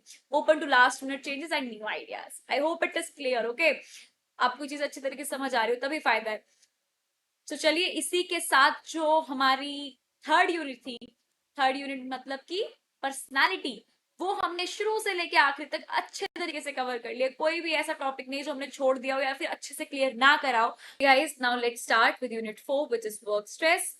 अब ये क्या कहता है, चलिए, yes, stress is a body's natural response to pressure, challenges और डिमांड्स। आपको पता है कि हमें स्ट्रेस कब होता है, जब कोई ना कोई ऐसी पर्टिकुलर सिचुएशन होती है जिसको लेके हमारी बॉडी रिएक्ट करती है। और वो चीजें ज्यादातर कोई पॉजिटिव नहीं होती, ज्यादातर वो प्रेशर होता है, चैलेंजेस होते हैं, डिमांड्स होती हैं, लीडिंग टू फिजिकल, मेंटल और इमोशनल स्टेट। ऑफकोर्स हमें तभी सारी प्रॉब्लम शुरू होती है, तभी हमें स्ट्रेस फील होता है। It occurs when a person feels overwhelmed और unable to cope with the situation. जब हम चीजों के साथ कॉप अप नहीं कर पाते, and that is known as stress. वही स्ट्रेस होता है। कभी कभार चीजों का स्ट्रेस लेना भी जरूरी है, लेकिन जब वो ज्यादा हो जाए, नेगेटिव हो जाए, तब जाके हम उसको एज अ उस लेवल से स्ट्रेस समझते हैं, जो कि ज्यादातर लोग समझते हैं एज अ नेगेटिव टर्म की तरीके से। अदरवाइज पॉजिटिव स्ट्रेस भी होता है जिसको हम नॉर्मल लें। हर चीज का नॉर्मल इज परफेक्ट, बट ज्यादा than it will become a straining वाला पार्ट, कि जहां पे हम स्ट्रेन फील करें, थका हुआ महसूस करें, चीजों से डील ना कर पाए। Okay, this is known as stress basically. Then हम बात करते हैं, देखो मैंने यहाँ पे लिखा हुआ है, short term stress can help in motivation but long term stress can harm health and wealth. मैंने कहा ना, जो चीजें छोटी मोटी हो, जिस पे रिएक्ट करना भी बनता है, वो जब तक के लिए सब कुछ चीजें सही है। लेकिन जब वो लॉन्ग टर्म स्ट्रेस हो जाए, किसी चीज का ज्यादा टेंशन ले रहे, बहुत टाइम से वो चीजें चलती जा रही है, तब वो आपके लिए क्या बन जाती है, तब वो आपके लिए लॉन्ग टर्म स्ट्रेस, और जो आपकी चीजों को अफेक्ट करे, हेल्थ वगैरह, वो चीज तब वहां पे शुरू होती है। These are the sources of stress. इनको मैं डीप से नहीं लेके जाऊंगी, सिंपल से बात करते हैं। इन्वायरमेंटल फैक्टर, जो कि हमें इन्वायरमेंट स्ट्रेस दे, जिसके कुछ पार्ट हो सकते हैं। इकोनॉमिक अनसर्टेनिटी, वो आपके हाथ में नहीं है, पैसे की कीमत बढ़ जाना, इन्फ्लेशन आ जाना, फाइनेंशियल इंस्टेबिलिटी, जॉब लॉस, ये आपके हाथ पे नहीं। पॉलिटिकल अनसर्टेनिटी, गवर्नमेंट की पॉलिसीज बदल गई, इलेक्शंस, इससे भी आपकी चीजों पे बहुत इफेक्ट पड़ता है। टेक्नोलॉजिकल चेंज कोई है जिसकी वजह से आपने अपनी जॉब छोड़, आपकी छूट गई, या फिर आप चीजों के साथ डील नहीं कर पा रहे, कॉप अप नहीं कर पा रहे, तो सारे रीजन है जो कि आपको स्ट्रेस दे सकते हैं। That's why these are the sources of stress.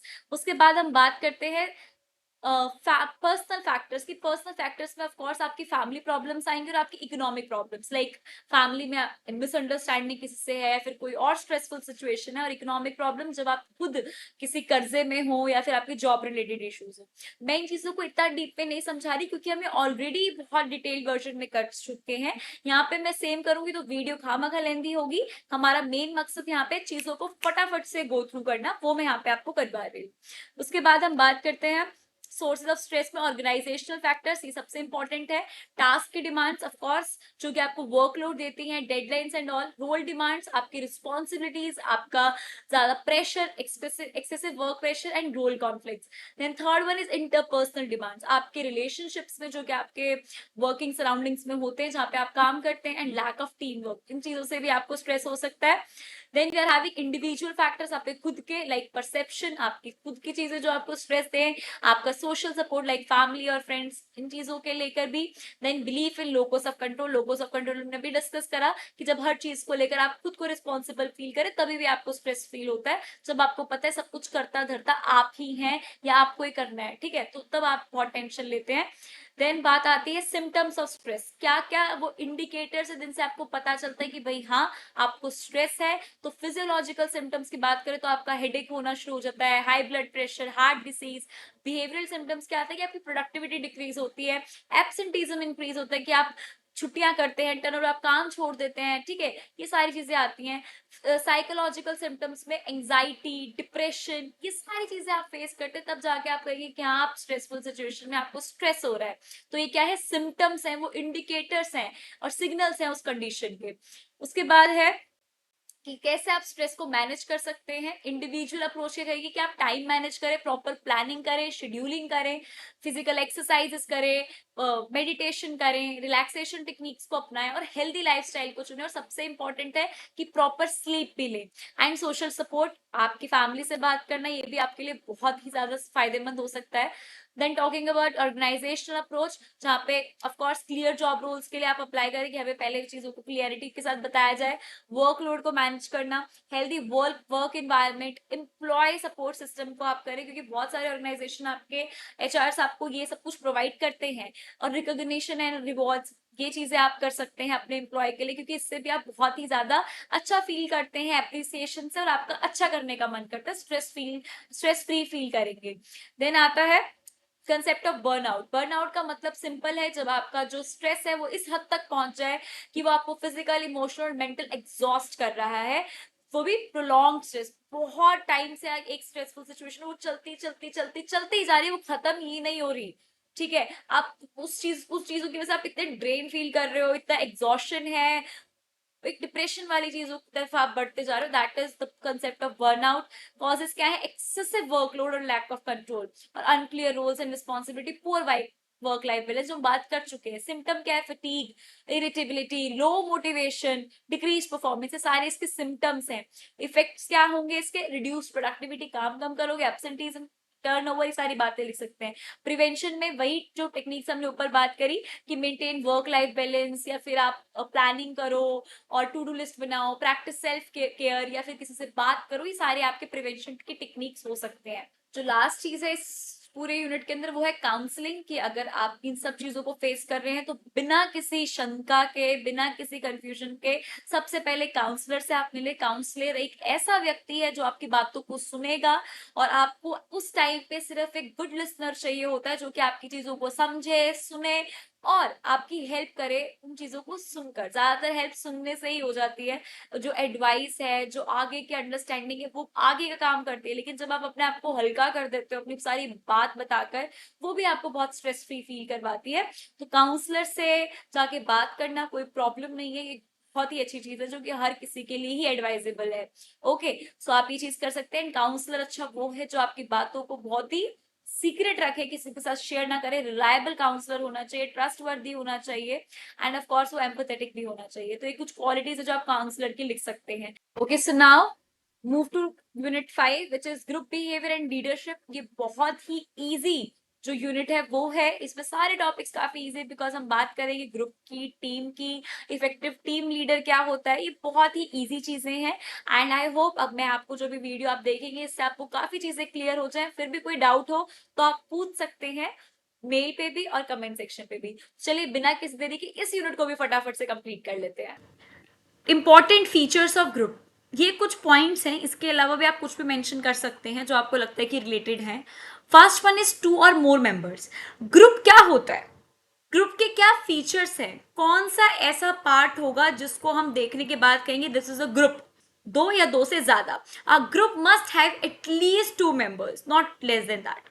Common goal, all members work together to achieve the same objective. सबसे बड़ा जो फीचर है ग्रुप का वो ये है कि इन सभी जो भी ग्रुप के मेंबर्स होंगे उनका एक कॉमन गोल होता है जिसको वो अचीव करने के लिए थ्रू आउट मेहनत करते हैं और सारा अपना काम करते हैं।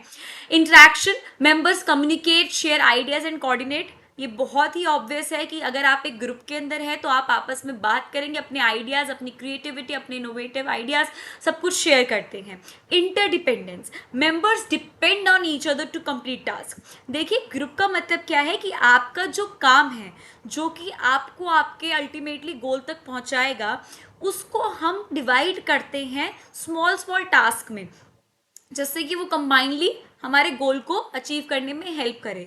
तो वो जो स्मॉल टास्क हम बना रहे हैं उसमें उसको डिफ्रेंशिएट कर रहे हैं कि ये काम मार्केटिंग से रिलेटेड है, ये फाइनेंस से रिलेटेड है या फिर किसी और चीज़ से रिलेटेड है। इन तीनों को अलग अलग लोगों को बांटा जाता है ग्रुप के अंदर और वो उन कामों को करने के लिए रिस्पॉन्सिबल होते हैं।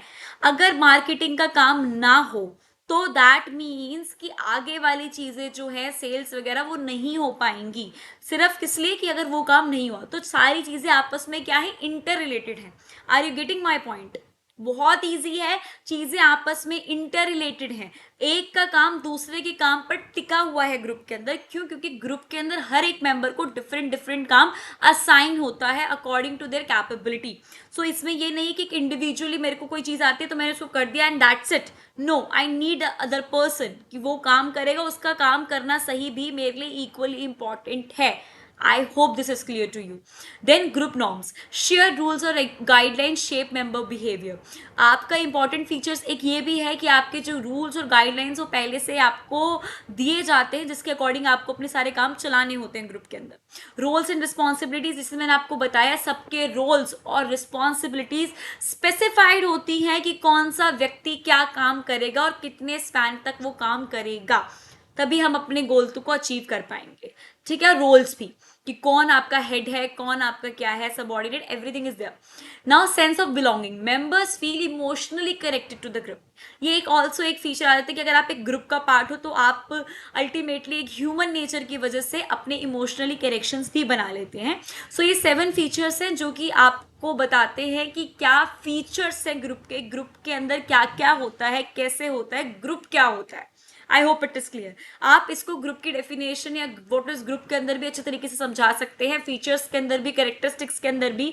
तो this is the proper answer. ठीक है, इसको आप अच्छे तरीके से देख सकते हैं और इसको एक बार मैं तो ये कहूंगी कि ये जो पॉइंट्स है ना, हेडिंग्स, इसको आप एक बार थोड़ा सा याद भी कर लें जिससे कि आपको एग्जाम में कोई भी दिक्कत ना आए। उसके बाद देखते हैं next, type of groups in an organisation. एक ऑर्गेनाइजेशन के अंदर कितने टाइप के ग्रुप्स होते हैं। ठीक है, ये आपने पहले भी पढ़ रखा होगा, formal groups and informal groups. Formal groups means what, कि जो कि फॉर्मली चले, लेमैन की लैंग्वेज में बात करते हैं। ठीक है, created by the organisation to achieve specific goals. Organisation इसको क्रिएट कर रहा है, why so, because we want to achieve our particular goal. इसलिए हमारा ऑर्गेनाइजेशन है, यही एक रीजन है उसके एग्जिस्टेंस का, और इसलिए ग्रुप बनाया गया है जिसकी वजह से हम अपने गोल को अचीव कर सकें। सब कुछ उसी से रिलेटेड होता है। Have a defined structure, roles and responsibilities. हर चीज फॉर्मली चलती है, स्ट्रक्चर है वेल डिफाइंड, सबको अपनी रिस्पॉन्सिबिलिटीज, रोल पता है, सबको पता है उसका सबऑर्डिनेट कौन है, कौन सुपीरियर है, किसको उनको कम्युनिकेट करना है, कैसे करना है, एवरीथिंग इज क्लियर। ठीक है। Follow official rules and policies, अपनी मर्जी से चीजें नहीं चलती, जो रूल्स एंड रेगुलेशंस हैं, जो पॉलिसीज हैं, जो आपको गोल डिसाइडेड है, उसी तरीके से आपको सारे काम करने हैं, अपनी मन मर्जी यहाँ पे नहीं चलेगी। ठीक है। Example, project teams, employees working on a specific company project, ये आप एग्जाम्पल दे सकते हैं। कंपनीज के अंदर ऐसा होता है कि आपको टीम्स हैं, आपके ग्रुप्स हैं, उनको काम असाइन करा जाता है। फॉर्मली कब है कि जब वो फॉर्मल ऑर्गेनाइजेशन में अपना काम करे, फॉर्मल ग्रुप्स हैं। ओके।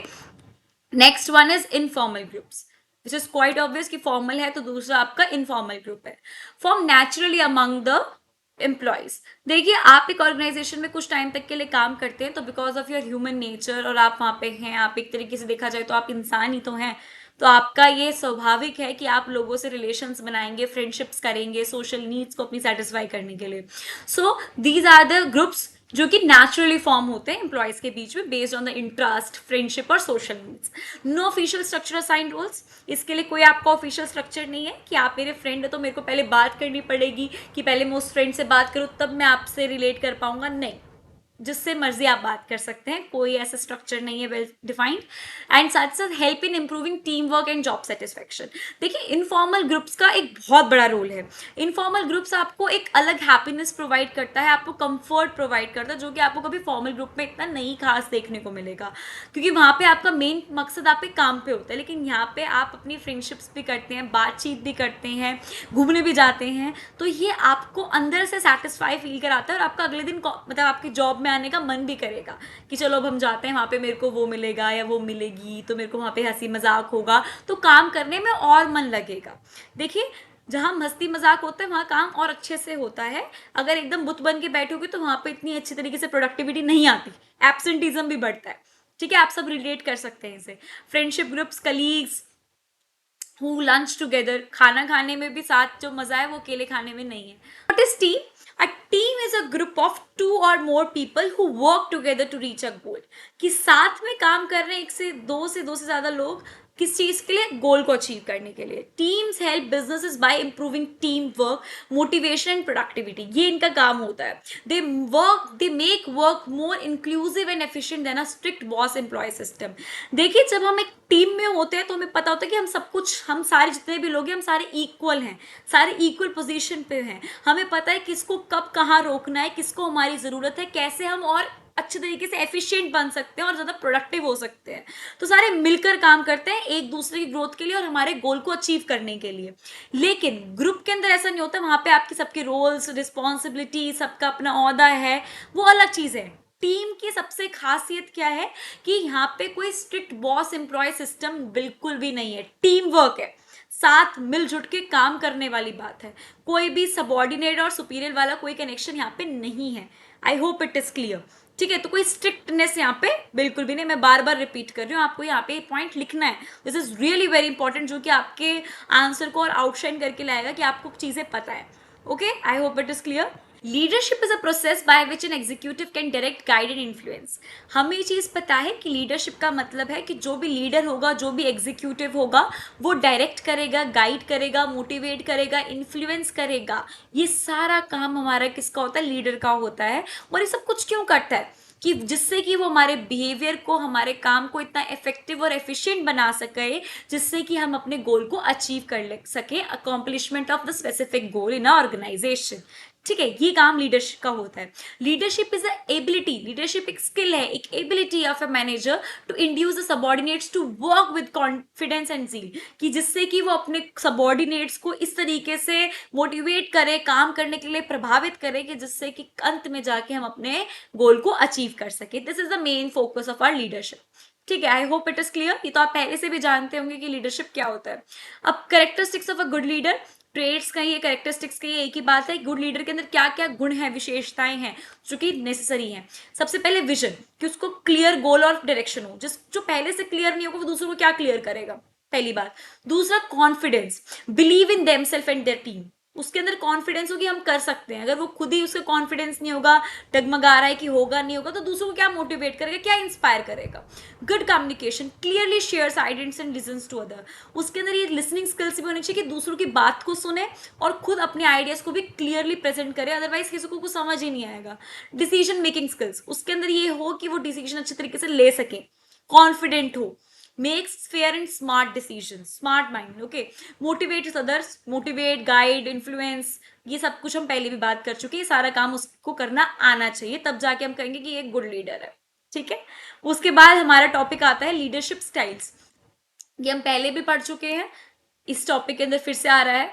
ऑटोक्रेटिक लीडरशिप, जहां पर आपका जो बॉस है उसी की बात चलेगी, वो जो डिसाइड करेगा वही इंप्लीमेंट करा जाएगा, किसी भी टीम मेंबर की बात को एंटरटेन नहीं करा जाएगा, दैट इज ऑटोक्रेटिक, ठीक है। Leader makes all the decision without asking the team members और ग्रुप। फास्ट डिसीजन मेकिंग, देखो जब किसी से पूछना नहीं, जो मेरी मर्जी आएगा मैं करूंगी, तो कितनी जल्दी डिसीजन लिया जाएगा। But team members may feel left out, उनको लगेगा कि हमारी तो कोई बात सुनी नहीं जाती, क्यों हम अच्छा क्रिएटिव दिमाग लगाएं, छोड़ो। मिलिट्री और इमरजेंसी सिचुएशन में ऐसा होता है, एग्जाम्पल आपको यहाँ पे दिया गया है। देन डेमोक्रेटिक लीडरशिप, इसको पार्टिसिपेटिव डिसीजन मेकिंग भी बोलते हैं। Leaders involve the team in decision making, जो लीडर है वो अपनी टीम को इन्वॉल्व करता है during the decision making process. अगर डिसीजन कोई लेना है तो सबसे पूछा जाएगा, तब जाके एक लास्ट में डिसीजन लिया जाएगा, सबके किसके साथ, बहुमति के साथ, जो सबको अच्छा लगेगा। Encourages team work and creativity, of course इससे उनको भी लगेगा कि हमें भी क्या हो रहा है, हमें भी इंपॉर्टेंस दी जा रही है, एक्नॉलेजमेंट वाली फीलिंग होगी, और वो भी क्रिएटिविटी को अपनी ओर बढ़ाएंगे। कंपनीज दैट वैल्यू इनोवेशन, वहां पे ये चीज को फॉलो करा जाता है, किसको, डेमोक्रेटिक लीडरशिप को।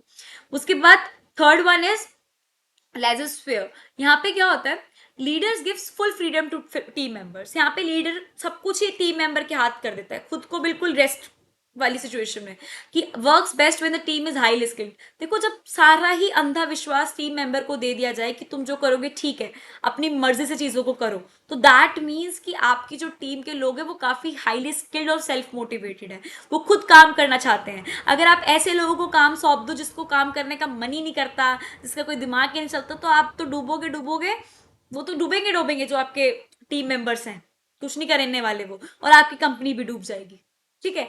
वो तो वाली लाइन है ना, हम तो डूबेंगे सनम तुम्हें भी लेके डूबेंगे, वो वाला सिचुएशन है, ये हमने नहीं करना। जो अच्छे लोग हैं, जो पता है कि इनके ऊपर विश्वास करा जा सकता है, वहां लेजर्स फेयर काम चलता है, मेनली रिसर्च टीम और क्रिएटिव फील्ड्स वालों को ये काम होता है, वहां पे लीडरशिप चलता है। Charismatic leadership, leaders uses personality and charm to influence people, ये भी एक बहुत ही जबरदस्त लीडरशिप स्टाइल है, जहाँ पे आप अपने चार्म से लोगों को इन्फ्लुएंस करते हैं, कि देखो मैं इस तरीके से हूँ। एक लीडर अपने आप को इस तरीके से डेवलप करता है कि जिससे लोगों को लगता है कि मेरे को भी जैसा बनना है, जैसे ये है वैसे स्टाइल में भी, बात करने के स्टाइल में भी, काम करने के वे में भी। इससे क्या होता है, स्ट्रॉन्ग इमोशनल कनेक्शन होता है आपके फॉलोअर्स के अंदर। Example political leaders, motivational speakers, हम उनको देखते हैं ना, फॉलो करते हैं कि वो ऐसे बात करते हैं, इस तरीके से अपने आप को ढाल रखा है, इस तरीके से अपनी बिहेवियर है, नेचर है, रूटीन है, तो कैरिस्मेटिक लीडरशिप के अंदर आता है। Finally last unit, unit number 6, conflict in organisation. ये बहुत ही इंपॉर्टेंट जो यूनिट है, क्योंकि इसके अंदर जो कॉन्फ्लिक्ट प्रोसेस है वो सबसे इंपॉर्टेंट है, जिसको देखना बहुत ज्यादा जरूरी है, जिसके यहाँ पे मैं आपको पूरी एक्सप्लेनेशन डालूंगी इस वीडियो में। First of all, what is organisational conflict. देखिए, organisational conflict is also known as work place conflict. It is clear, हम वर्क प्लेस कॉन्फ्लिक्ट भी बोल सकते हैं। नाउ ये होता क्या है, कैसे होता है, it happens when people in a company disagree और मिसअंडरस्टैंड ईच अदर। या तो वो एक दूसरे से डिसअग्री हो, उन अपनी एक दूसरे की बात से सहमत ना हो, या किसी भी तरीके की मिसअंडरस्टैंडिंग दो लोगों के बीच में हो, तो उसको कॉन्फ्लिक्ट कहते हैं। देखिए, आपने हिंदी भाषा के अंदर, मैं आपको लेमैन लैंग्वेज में समझाऊं तो कॉन्फ्लिक्ट का सीधा सीधा मतलब ये आता है, कहा सुनी होना या मतभेद होना। आपके जो दो व्यक्ति हैं या फिर उससे ज्यादा लोग हैं, उनकी जो बातें हैं वो मैच नहीं कर रही, डिसअग्री हो रहे हैं वो एक दूसरे के बातों पर, तब जाके कॉन्फ्लिक्ट होता है कि हाँ ये गलत है, मैं इसकी बात से सहमत नहीं हूँ, डिसअग्री, कॉन्फ्लिक्ट हो गया। जिनकी आपस में तो बहस हो गई, कई सुनी हो गई, या फिर वो एक दूसरे को मिसअंडरस्टैंड कर रहे हैं, तभी भी कॉन्फ्लिक्ट के चांसेस है, तो आप डेली लाइफ में भी देखते होंगे, ठीक है। This can be because of different opinions. क्यों आपको किसी के जो मतलब ओपिनियंस है, विचार है, वो क्यों नहीं पसंद आ रहे, क्योंकि आपके खुद के डिफरेंट ओपिनियंस हैं, आपके खुद के डिफरेंट थॉट्स हैं, इंटेंशंस हैं, और आपकी अलग वैल्यूज हैं, इसलिए आपको जो सामने वाला बंदा है उसकी चीजें कभी कभार गलत लग सकती हैं, तभी आपके जो ओपिनियंस है उनमें कॉन्फ्लिक्ट होता है। नीड्स डिफरेंट हो सकते हैं, बिलीव्स, गोल्स, इन सब जो डिफरेंट, इस डिफरेंस यहाँ पे आ जाता है, वो कॉन्फ्लिक्ट को पैदा करता है, उत्पन्न करता है. It usually occurs when two or more people have different views about a task or decision. जब डिफरेंट डिफरेंट व्यूज हो. फॉर एग्जाम्पल, आपका ये व्यू है कि एग्जाम के एक दिन पहले पढ़कर एग्जाम में अच्छे नंबर लिए जा सकते हैं.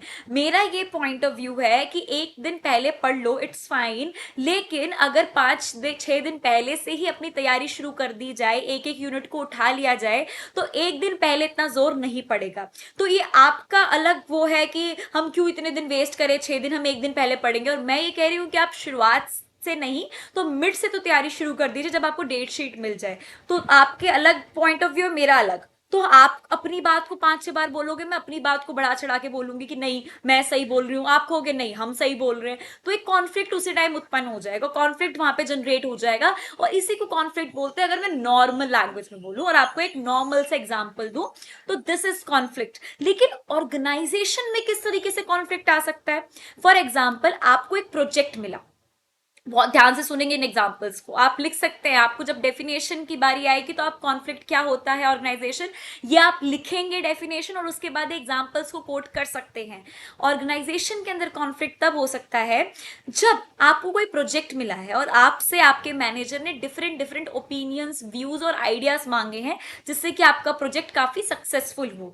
लेकिन आप और आपके कलीग्स ने दोनों ने डिफरेंट डिफरेंट आइडियाज लेकर आए. एक बोलता है कि हमें मार्केटिंग प्रमोशन पे ज्यादा ध्यान देना चाहिए, एक बोलता है हमें क्वालिटी क्वांटिटी इस पे ज्यादा ध्यान देना चाहिए. वो अपनी बात को सही बताने पे अड़ा हुआ है और वो कह रहा है कि नहीं, क्वालिटी तो छोड़ो, हमें मार्केटिंग पे ध्यान देना चाहिए, प्रमोशन पे ध्यान देना चाहिए. अब वो दोनों आपस में लड़ रहे हैं, भिड़ रहे हैं, मैनेजर देख रहा है. तो ये क्या है? This is conflict. कि दोनों एक दूसरे की बात से डिसएग्री है, मिसअंडरस्टैंडिंग है और वो किस पे आ गए? कॉन्फ्लिक्ट पर आ गए. सो दिस इज एग्जांपल जो कि आप कोट कर सकते हैं. आई होप आपको कॉन्फ्लिक्ट क्या होती है अच्छे तरीके से समझ आ गया हो. Factors causing conflict in organisation. कौन कौन से ऐसे फैक्टर्स हैं, कौन कौन सी ऐसी चीजें हैं जो कि एक ऑर्गेनाइजेशन में कॉन्फ्लिक्ट उत्पन्न करती हैं, कॉन्फ्लिक्ट को जनरेट करती हैं? First one is unclear responsibility. मेरे को किसी ने कुछ काम दिया, मैं अपना वो काम करने लगी. मेरे हिसाब से जो उन्होंने मेरे को काम दिया था वो यही काम है जो कि मैं कर रही हूँ, सेल्स का. लेकिन एक अलग से आदमी मेरे पास आता है और कहता है कि आप ये काम क्यों कर रहे हो? तो मेरा काम है, मेरे को कहा गया है. कॉन्फ्लिक्ट हो गया ना. मैं कह रही हूँ नहीं मैंने करना है, वो कहेगा नहीं मुझको करना है. सब कुछ भी क्लियर नहीं है. गलती किसकी है? गलती मैनेजर की है. ठीक है. So unclear responsibility. When roles are not clearly defined, people may clash over who should do what. किसको क्या करना है, क्या नहीं करना. वो कहेगा मैं करूंगा, मैं कहूंगी मैं करूंगी, तू नहीं क्यों छेड़ा, ये मेरा काम है. कॉन्फ्लिक्ट हो गया. Are you getting my point? Then interpersonal issues. Different personalities can lead to misunderstandings and personal clashes. Interpersonal issues का मतलब क्या है कि different personalities हैं जिसकी वजह से misunderstanding हो सकती है, personal clashes हो सकते हैं. This is also possible. That is known as interpersonal issues. दूसरों के साथ जो आपके issues हो रहे हैं. Lack of resources. देखो limited time हो, money का भी एक फिक्स्ड होती है, मटेरियल्स भी, ये सारी चीजें क्या लाती है? कॉम्पिटिशन लाती है. आपके पास रिसोर्सेज बहुत ही लिमिटेड हैं और उन्हीं रिसोर्सेज के अंदर आपको बहुत सारी चीजें करनी है जिसकी वजह से लोगों के डिफरेंट डिफरेंट ओपिनियंस होते हैं कि इससे मैक्सिमाइज हो सकता है प्रॉफिट, इससे मिनिमम हो सकती है कॉस्ट. तो अलग अलग दिमाग लगाते हैं. इसलिए सारी जो मतलब जो भी मिसअंडरस्टैंडिंग्स होती है, जितने भी कॉन्फ्लिक्ट होते हैं, वो इन्हीं चीजों के पीछे होते हैं. हर एक के अपने अपने ओपिनियंस बन जाते हैं. Okay. So and tension among team members. इससे टेंशन भी होती है और देखो टेंशन का तो घर ही लड़ाई का है ना. तो ये सारी चीजें होती हैं. Then we are having conflict of interest. Interest तो देखो when personal goals don't match the organisational goal, it create disagreement. Conflict of interest है. आप चाहते हैं कि आपकी अच्छी सैलरी मिले, आप अच्छा अपने घर के लिए भी लेकर जाएं, लेकिन आपको पता है कि एक ऑर्गेनाइजेशन इतना नहीं मीट कर पा रहा क्योंकि उसको अपनी मिनिमाइज करनी है अपनी कॉस्ट को. तो इससे क्या होगा कि आप इतने अच्छे तरीके से काम नहीं करके देंगे उन्हें और आप भी मतलब मूड खराब रहेगा, हर चीज से डिसएग्री करेंगे कि नहीं मेरे को आप इंसेंटिव्स दो, मेरे को आप रिवॉर्ड्स दो, आप ही क्या कर रहे हो, मैनेजर से लड़ने लग जाओगे, है ना. तो अलग अलग चीजें हो जाएंगी according to the interest of the individual. आपके इंटरेस्ट के बेस पे चीजें बन भी जाती हैं और बिगड़ भी जाती हैं. ठीक है. तो यहाँ पे भी आपका कॉन्फ्लिक्ट अराइज होता है. So these are the factors जिनके वजह से एक ऑर्गेनाइजेशन में कॉन्फ्लिक्ट होता है. I hope it is clear. Process पढ़ेंगे. ओके. सो स्टेज 1, ये 5 स्टेजेस के अंदर इसका काम होता है, ठीक है। Stage 1, stage 2, stage 3, stage 4, stage 5। Okay, stage 1 में क्या होता है? Reason for conflict. एक कॉन्फ्लिक्ट का प्रोसेस है कि किन किन स्टेजेस को पार करके एक प्रॉपर कॉन्फ्लिक्ट जनरेट होता है। बात समझ आ रही है मेरी? अपोजिशन, रीजन फॉर कॉन्फ्लिक्ट, सबसे पहला स्टेज है कि रीजन क्या है कॉन्फ्लिक्ट का। जो ये बहसबाजी हुई है, जो ये मतभेद हुए हैं, इसका रीजन क्या है, उसकी जड़ में जाएंगे सबसे पहले हम। सो पोटेंशियल अपोजिशन और इनकम्पैटिबिलिटी, ठीक है। थोड़ा मुश्किल है, नहीं याद होता, छोड़ देना इसको, इतना याद रख लेना, रीजन फॉर कॉन्फ्लिक्ट, ठीक है। This is when something starts causing tension. मतलब रीजन क्या होता है किसी भी चीज का, गुस्से का, कि कोई चीज आपको टेंशन देने लग जाए, आपको मेंटल ट्रॉमा दे कि भाई ये क्या हो रहा है मेरे साथ, कुछ गलत है, कुछ डिसएग्री वाली फीलिंग आपको आए, लाइक बैड कम्युनिकेशन, मिसअंडरस्टैंडिंग और लैक ऑफ कम्युनिकेशन। देखिए, ज्यादातर टेंशन तब होती है जब आपकी मिसअंडरस्टैंडिंग हो या फिर मिसकम्युनिकेशन। मैं कुछ और कहना चाहती थी, आपने कुछ और समझा, हमारी बहस हो गई। Are you getting my point? Because जो मैं आपसे एक्सपेक्ट करी थी वो आपने नहीं बोला, और जो आप मेरे से एक्सपेक्ट करते थे वो कुछ और चीज हो गई, हमारी कुछ बहस हो गई, गुस्सा हो गया।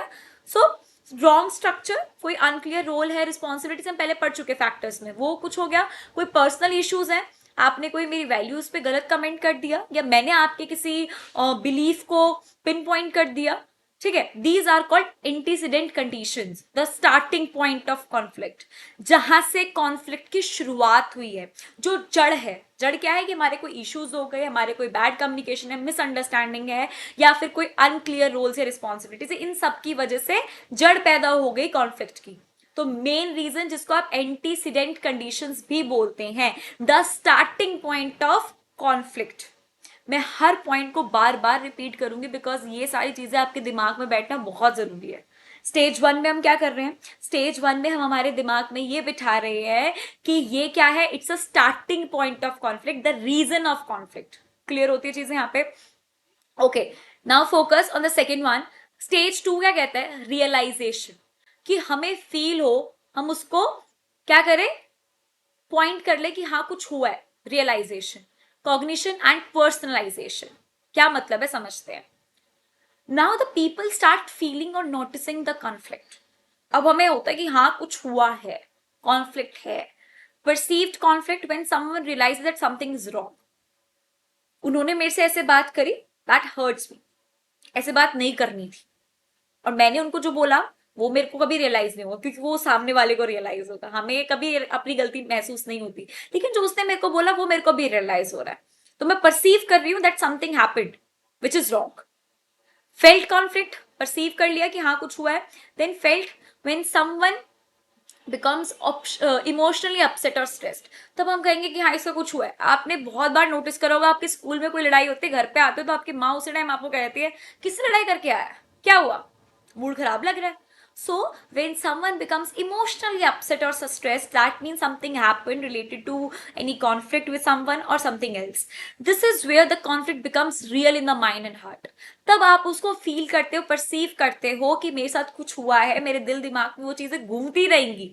अगर आपके साथ किसी का कुछ भी होता है तो वो चीज आपके दिमाग में मतलब रिपीटेडली आती ही रहती हैं। This is the second stage, the realisation.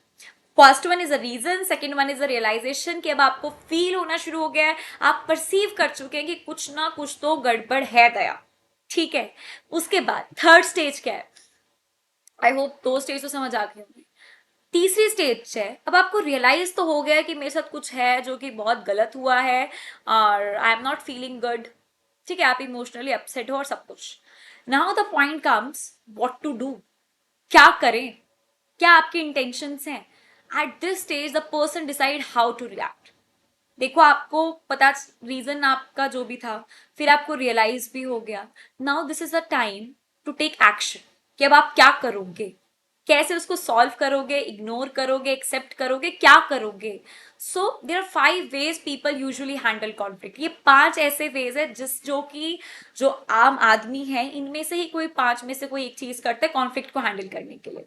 जो ये 5 है ना, जो आपको सामने दिख रहे हैं, याद नहीं होते, रट्टाफाई कर लो, मग अप कर लो, because this is really very important. मैं बार बार कह रही हूँ, PYQ में क्वेश्चन दिखाऊंगी, ठीक है। CCC, CCC, AA, ऐसे याद कर लो, CCCA या AACCC, ठीक है, किसी भी तरीके से मर्जी है तुम्हारी। सबसे पहले competing, I want to win, compete करते हैं। उसने मेरे को कैसे कह दिया, मैं कम हूं किसी से, लड़ जाऊंगी भिड़ जाऊंगी लेकिन अपने आप को जिता के मानूंगी। कंपीटिंग वाली फीलिंग ज्यादातर लोगों के अंदर ये होती है। Okay, this is competing, I want to win. इस तरीके से कॉन्फ्लिक्ट को हैंडल करेंगे कि अगर कुछ बहसबाजी हुई भी है तो मैं अपनी बात को आगे रखूंगा and I want to win, मैं जीत जाऊंगा, कॉन्फ्लिक्ट खत्म। मैं अपने पॉइंट को ये मतलब सबके सामने दिखा दूंगा, प्रूफ दे दूंगा कि I was the one who was correct. ठीक है, इस तरीके से कॉन्फ्लिक्ट हैंडल हो जाएगा। Second one is collaborating, let's solve this together. ये बहुत कुछ सियाने लोग करते हैं कि आओ मिल बांट के कुछ कॉम्प्रोमाइज, चल कॉम्प्रोमाइज नेक्स्ट, सॉरी, कोलैबोरेट कर लेते हैं, अपनी आप अपनी कहो मैं अपनी कहूंगी और मिल बांट के अपनी चीजों को सॉल्व कर लेते हैं। Let's solve this together. Compromise का क्या मतलब होता है, लेट्स गिव एंड टेक। तुम ये कॉम्प्रो करो, मैं ये कॉम्प्रोमाइज करती हूँ, सेक्रीफाइस करना, कॉम्प्रोमाइज करना, ये एक सोल्यूशन होता है। कोलैबोरेशन का मतलब आपको समझ आ गया कि साथ मिलकर हम सॉल्व कर लेते हैं, लेट्स सॉल्व दिस टुगेदर, मिल बांट के जो भी हमारा ओपिनियन बन रहा है उसको कर लेते हैं। कॉम्प्रोमाइज का मतलब है कुछ कॉम्प्रोमाइज करना। अगर आप ये चीज कॉम्प्रोमाइज कर रहे हो, आप ये बात अपनी हटा रहे हो कि हाँ मैं गलत था, सॉरी हूं, तो मेरे को भी, आप मेरे से भी कुछ एक्सपेक्ट करते हो कि ये भी कुछ कॉम्प्रोमाइज करे, ये भी कहीं झुके। ठीक है, कि ये तू गलत थी, यहाँ पे भी तो झुके और मेरे को सॉरी बोले। ठीक है, so that is what let's give and take वाला सिचुएशन कॉम्प्रोमाइजिंग में। अवॉइडिंग मीन्स व्हाट, ये तो बिल्कुल ही जो संत महात्मा लोग होते हैं ना वो ऐसा करते हैं। Avoiding, I don't want to talk about it, हो गया, वो मेरे से नाराज है, रहे, कॉन्फ्लिक्ट हो गया है, बहस हो गई है, it's okay, it's fine, I am happy. Avoiding. Okay, last one is accommodating, you go ahead, I will adjust. तुम जाओ मैं एडजस्ट कर, दैट इज अकोमोडेटिंग। कौन करता होगा ऐसा, करते भी हैं लोग, because these are the 5 things which people usually do. Okay, accommodating, you go ahead, I will adjust, मैं देख लूंगा। ठीक है, सो ये 5 ऐसी चीजें हैं जो कि आपके कॉन्फ्लिक्ट को, मतलब आपका जब ऐसे कोई कॉन्फ्लिक्ट है तो उसको इस तरीके से आप हैंडल कर सकते हैं, इन 5 में से किसी भी वे को अपना के, बेशक वो कंपीटिंग हो, कोलैबोरेटिंग हो, कॉम्प्रोमाइजिंग हो, अवॉइडिंग हो और अकोमोडेटिंग। 5 चीजें याद कर ली अपने। First one is compromising, sorry series wise चलते हैं। First one is competing, collaboration, compromising, then avoiding and accommodating. मेरे को भी याद हो गया, आपको भी हो जाएगा, कोई दिक्कत नहीं है।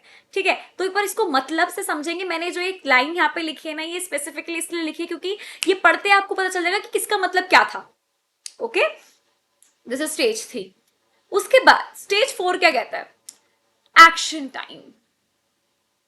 अब आपका बिहेवियर, कि आपने उधर ये तो सोच लिया कि आपको करना क्या है, व्हाट टू डू, लेकिन अब एक्शन की बारी है।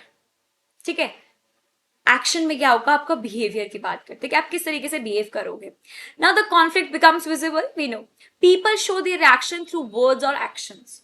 अब अगर आपका मन में ख्याल है कंपीटिंग वाला, तो अब आपके जो एक्शन होगा वो, जैसे मैंने उस टाइम रिएक्ट करा था, बिल्कुल सेम वैसा होगा, गुस्से वाला, कि चलो मैं अपनी बात रखूंगा, एंगर है और सब कुछ है। ठीक है, तो अभी एक्शंस की बात कर रहे हैं। दिस इंक्लूड्स ओपन आर्ग्यूमेंट्स और साइलेंट ट्रीटमेंट। साइलेंट ट्रीटमेंट कौन करेगा, जिसने अवॉइडिंग वाले फेस को चुना है। ठीक है, व्हाट टू डू में उसने किसको चुना है, अवॉइडिंग को, वो साइलेंट ट्रीटमेंट देगा, ये उसका बिहेवियर होगा। अब मैं आपको एक चीज समझाती हूँ यहाँ पे, जिससे कि आपको चीजें क्लियर हो जाए और कंफ्यूजिंग ना हो। स्टेज 3 में हमने बात करी कि इंटेंशंस क्या होंगे, व्हाट टू डू। अब आपने जब अपनी इंटेंशन समझ ली कि आपको करना क्या है, कंपीट करना है, कोलैबोरेट करना है, अवॉइड करना है, उसके हिसाब से आपके बिहेवियर होंगे। इसलिए स्टेज 4 पे रखा गया है आपके एक्शन टाइम को, कि उसके हिसाब से आप क्या बिहेव करोगे। अगर आपने कोलैबोरेट करना है तो आपका बिहेवियर कैसा होगा, पोलाइट होगा, बातों को सुलझाने वाला होगा। ठीक है, सुलझ आप बैठ के उसको सॉल्व करेंगे। और अगर आपका अवॉइड करने वाला व्हाट टू डू होगा, इंटेंशन होगा, तो आपका बिहेवियर क्या होगा, साइलेंट ट्रीटमेंट, आपस में इंटररिलेटेड। ठीक है, आपको चीज समझ आ रही है। Then we talk about what person does, वो क्या करता है, behaviour. How the other person response, ये भी आपका एक्शन टाइम में आता है। क्या पता आप तो जा रहे हो वहां पे कॉम्प्रोमाइज करने के, लेकिन सामने वाला बंदा रेडी ही नहीं है, अगेन चेंजेस आएंगे आपके अंदर। So these are the points जो कि आप स्टेज 4 एक्शन टाइम में लिख सकते हैं। उसके बाद last one is stage 5, result. Outcome क्या है, बहुत बातें कर ली, लेकिन आउटकम क्या है, कंक्लूजन क्या है। So finally the conflict ends and gives a result. अब आपने देखो सोच भी लिया जड़ क्या है, अपने बिहेवियर, अपना व्हाट टू डू सब कुछ कर लिया। अब रिजल्ट क्या आता है? रिजल्ट में आपको कॉन्फ्लिक्ट एंड तो देखो करना ही है, बेशक वो अच्छे आउटकम पे हो या फिर वो बैड आउटकम पे हो। Team performance goes down, less cooperation. अगर बैड आउटकम है, आपका कॉन्फ्लिक्ट सॉल्व नहीं हुआ और बुरे नोट पे एंड हुआ है, तो इससे आपकी जो टीम की परफॉर्मेंस है वही नीचे जाएगी। क्योंकि एक आदमी का तो मुंह फूला रहेगा या दो के फूले रहेंगे, कभी भी आपस में ढंग से काम नहीं करेंगे, बात नहीं करेंगे, तो चीजें अपने आप, प्रोडक्टिविटी है वो अफेक्ट करेगी। आपका तो जो बिगड़ेगा बिगड़ेगा, ऑर्गेनाइजेशन का बिगड़ेगा। दैट्स अ मेजर पॉइंट, क्योंकि हम बात कर रहे हैं कॉन्फ्लिक्ट इन ऑर्गेनाइजेशन। क्लियर होती है बात? Second one is good outcome, कि अगर आपका कोई कॉन्फ्लिक्ट था और आपने मिल बांट के जैसे भी उसको सॉल्व कर दिया, तो इससे टीम की परफॉर्मेंस इंप्रूव होगी, बिकॉज अब किसी के बीच में कोई भी मिसअंडरस्टैंडिंग नहीं है, कोई भी कॉन्फ्लिक्ट नहीं है, और बेटर अंडरस्टैंडिंग होगी। अगर किसी की एक बार लड़ाई हो जाती है, उन्होंने सॉल्व कर लेती है, तो उनके अंदर फ्रेंडली नेचर और अच्छा मतलब मिलनसार हो जाते हैं, बेटर अंडरस्टैंडिंग हो जाती है। सो ये गुड आउटकम है। दो आउटकम ही पॉसिबल है, बैड या गुड, और ये ओवरऑल आपके जो ऑर्गेनाइजेशन है उसकी प्रोडक्टिविटी को अफेक्ट करता है। बैड है तो नीचे जाएगी आपकी परफॉर्मेंस, और गुड है तो आपकी भी और आपकी ऑर्गेनाइजेशन की दोनों की इंक्रीज होगी productivity. I hope it is clear, आपको ये चीजें अच्छी तरीके से समझ आ रही हैं। So, what is grievance? A grievance is a complaint or concern raised by an employee about their work, workplace and how they are treated. Grievance का एक तरीके से हिंदी में मतलब बताऊं तो आपकी शिकायतें, ठीक है, आपको किसी चीज से कोई प्रॉब्लम है, कोई शिकायत है, तो आप वो प्रॉब्लम को रेज करें और जो भी कंसर्न अथॉरिटी उसके पास जाएं। So because it's a complaint or concern raised by employee about the work place or how they are treated. क्या उनके काम में कोई प्रॉब्लम आ रही है, वो खुश नहीं है, अपने इन्वायरमेंट से खुश नहीं है, सेफ एंड सिक्योर फील नहीं कर रहे, किसी से कोई कॉन्फ्लिक्ट है, डिसएग्रीमेंट है और अनहैप्पी है। सो और साथ साथ उनके साथ कैसे ट्रीट हो रहा है, किसी भी चीज को लेकर अगर उनको कोई शिकायत है, परेशानी है, प्रॉब्लम है, तो वो जाके कंसर्न अथॉरिटी से बात कर सकते हैं। It can be about things like unfair treatment. कौन कौन सी चीजें हो सकती है जिसपे ग्रीवियंस हो एक एम्प्लॉय का? So it can be about unfair treatment, आपके साथ अनफेयर बिहेव करा जाए, सैलरी इश्यूज हैं, वर्कलोड है, प्रेशर है, कन्फ्लिक्ट्स है विद मैनेजर्स और कोवर्कर्स, कोई भी इशू हो सकता है। एक अच्छे वाटर कूलर से रिलेटेड भी इशू हो सकता है। और बताओ, कोई भी ऐसा इशू जो एक एम्प्लॉय को परेशानी दे, शिकायत दे, वो एक इशू और एक ग्रीवियंस के तरीके से ही लिया जाएगा और इसके ऊपर एक्शंस लिए जाएंगे। जो भी आपकी अथॉरिटी है वो जो भी एक्शंस लेगी वो उनके डिपेंड करते हैं, लेकिन एक्शंस लिए जाएंगे। और अगर पहली बार में वो बात ना सुने तो आप और उसके ऊपर हायर अथॉरिटी के पास जा सकते हैं। टाइम्स होते हैं कि आप किस तरीके से कितने इंटरवल के बीच में कहाँ कहाँ अप्लाई कर सकते हैं रिगार्डिंग योर ग्रीवियंस। ये बड़ी बड़ी कंपनीज में एक पूरा प्रोसीजर चलता है। ओके, उसके बाद हम बात करते हैं क्लासिफिकेशन ऑफ ग्रीवियंस, कि किस तरीके से हम क्लासिफाई कर सकते हैं। तो क्लासिफिकेशन कुछ इस तरीके से है कि सैलरी रिलेटेड हो सकती है ग्रीवियंस, सबसे इंपॉर्टेंट तो आज की डेट में सैलरी रिलेटेड ही रहता है। ठीक है, salary related means complaints about wages, income, incentive, job assignments and all. Rules and promotion, of course आपके जो रूल्स हैं, ये रूल्स नहीं है, रोल्स होना चाहिए, या रूल्स भी, हाँ कहीं कहीं आपको रूल्स में भी प्रॉब्लम होती है। Rules, promotion, roles, problem with transfer, promotion, कोई भी प्रॉब्लम हो सकती है। Working condition, as I told you, की सेफ्टी, हेल्थ, वेलफेयर फैसिलिटीज, आपको वॉशरूम क्लीन नहीं लग रहे आपके ऑफिस के, सो ये बहुत बड़ा इशू बन जाता है। ठीक है, आप इसके ऊपर भी अपनी कंप्लीट असाइन कर सकते हैं। सुपरविजन एंड बिहेवियर, आपको डिसिप्लिन में या फेवरेटिज्म में कि भाई बायस्ड हैं आपके मैनेजर, नेपोटिज्म है, कोई भी प्रॉब्लम आ सकती है, बैड बिहेवियर है उनकी तरफ से। वायलेशन ऑफ एग्रीमेंट्स, की कोई एग्रीमेंट हुआ है और वो उसको नहीं मान रहे, आपके ऊपर अत्याचार हो रहा है, तो उन सारी चीजों को लेकर you can raise your voice. ठीक है, इसको हम क्लासिफिकेशन ऑफ, इतने टाइप से ग्रीवियंसेस होते हैं जो कि इन चीजों से रिगार्डिंग हो सकते हैं एक एम्प्लॉय को in an organisation. So finally unit 1 से लेके यूनिट 6 तक हमने सारे यूनिट्स को अच्छे तरीके से कवर कर लिया है। स्टिल अगर आपको कोई क्वेरी है, कोई डाउट है, तो आप मेल पे या फिर कमेंट सेक्शन में कहीं भी पूछ सकते हैं। और ये सारे नोट्स यूनिट 1 से लेके यूनिट 6 तक आपको टेलीग्राम चैनल बीसीए विद खुशी शर्मा पे मिलेंगे। तो नोट्स की भी कोई टेंशन नहीं है, फटाफट से वहां जाके सब कुछ रीड करते जाना, तैयारी ऑटोमेटिकली बहुत अच्छी हो जाएगी।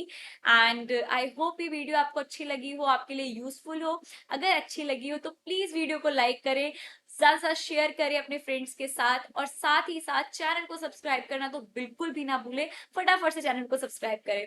Bye, thank you so much and all the very very very best for your exams. Bye.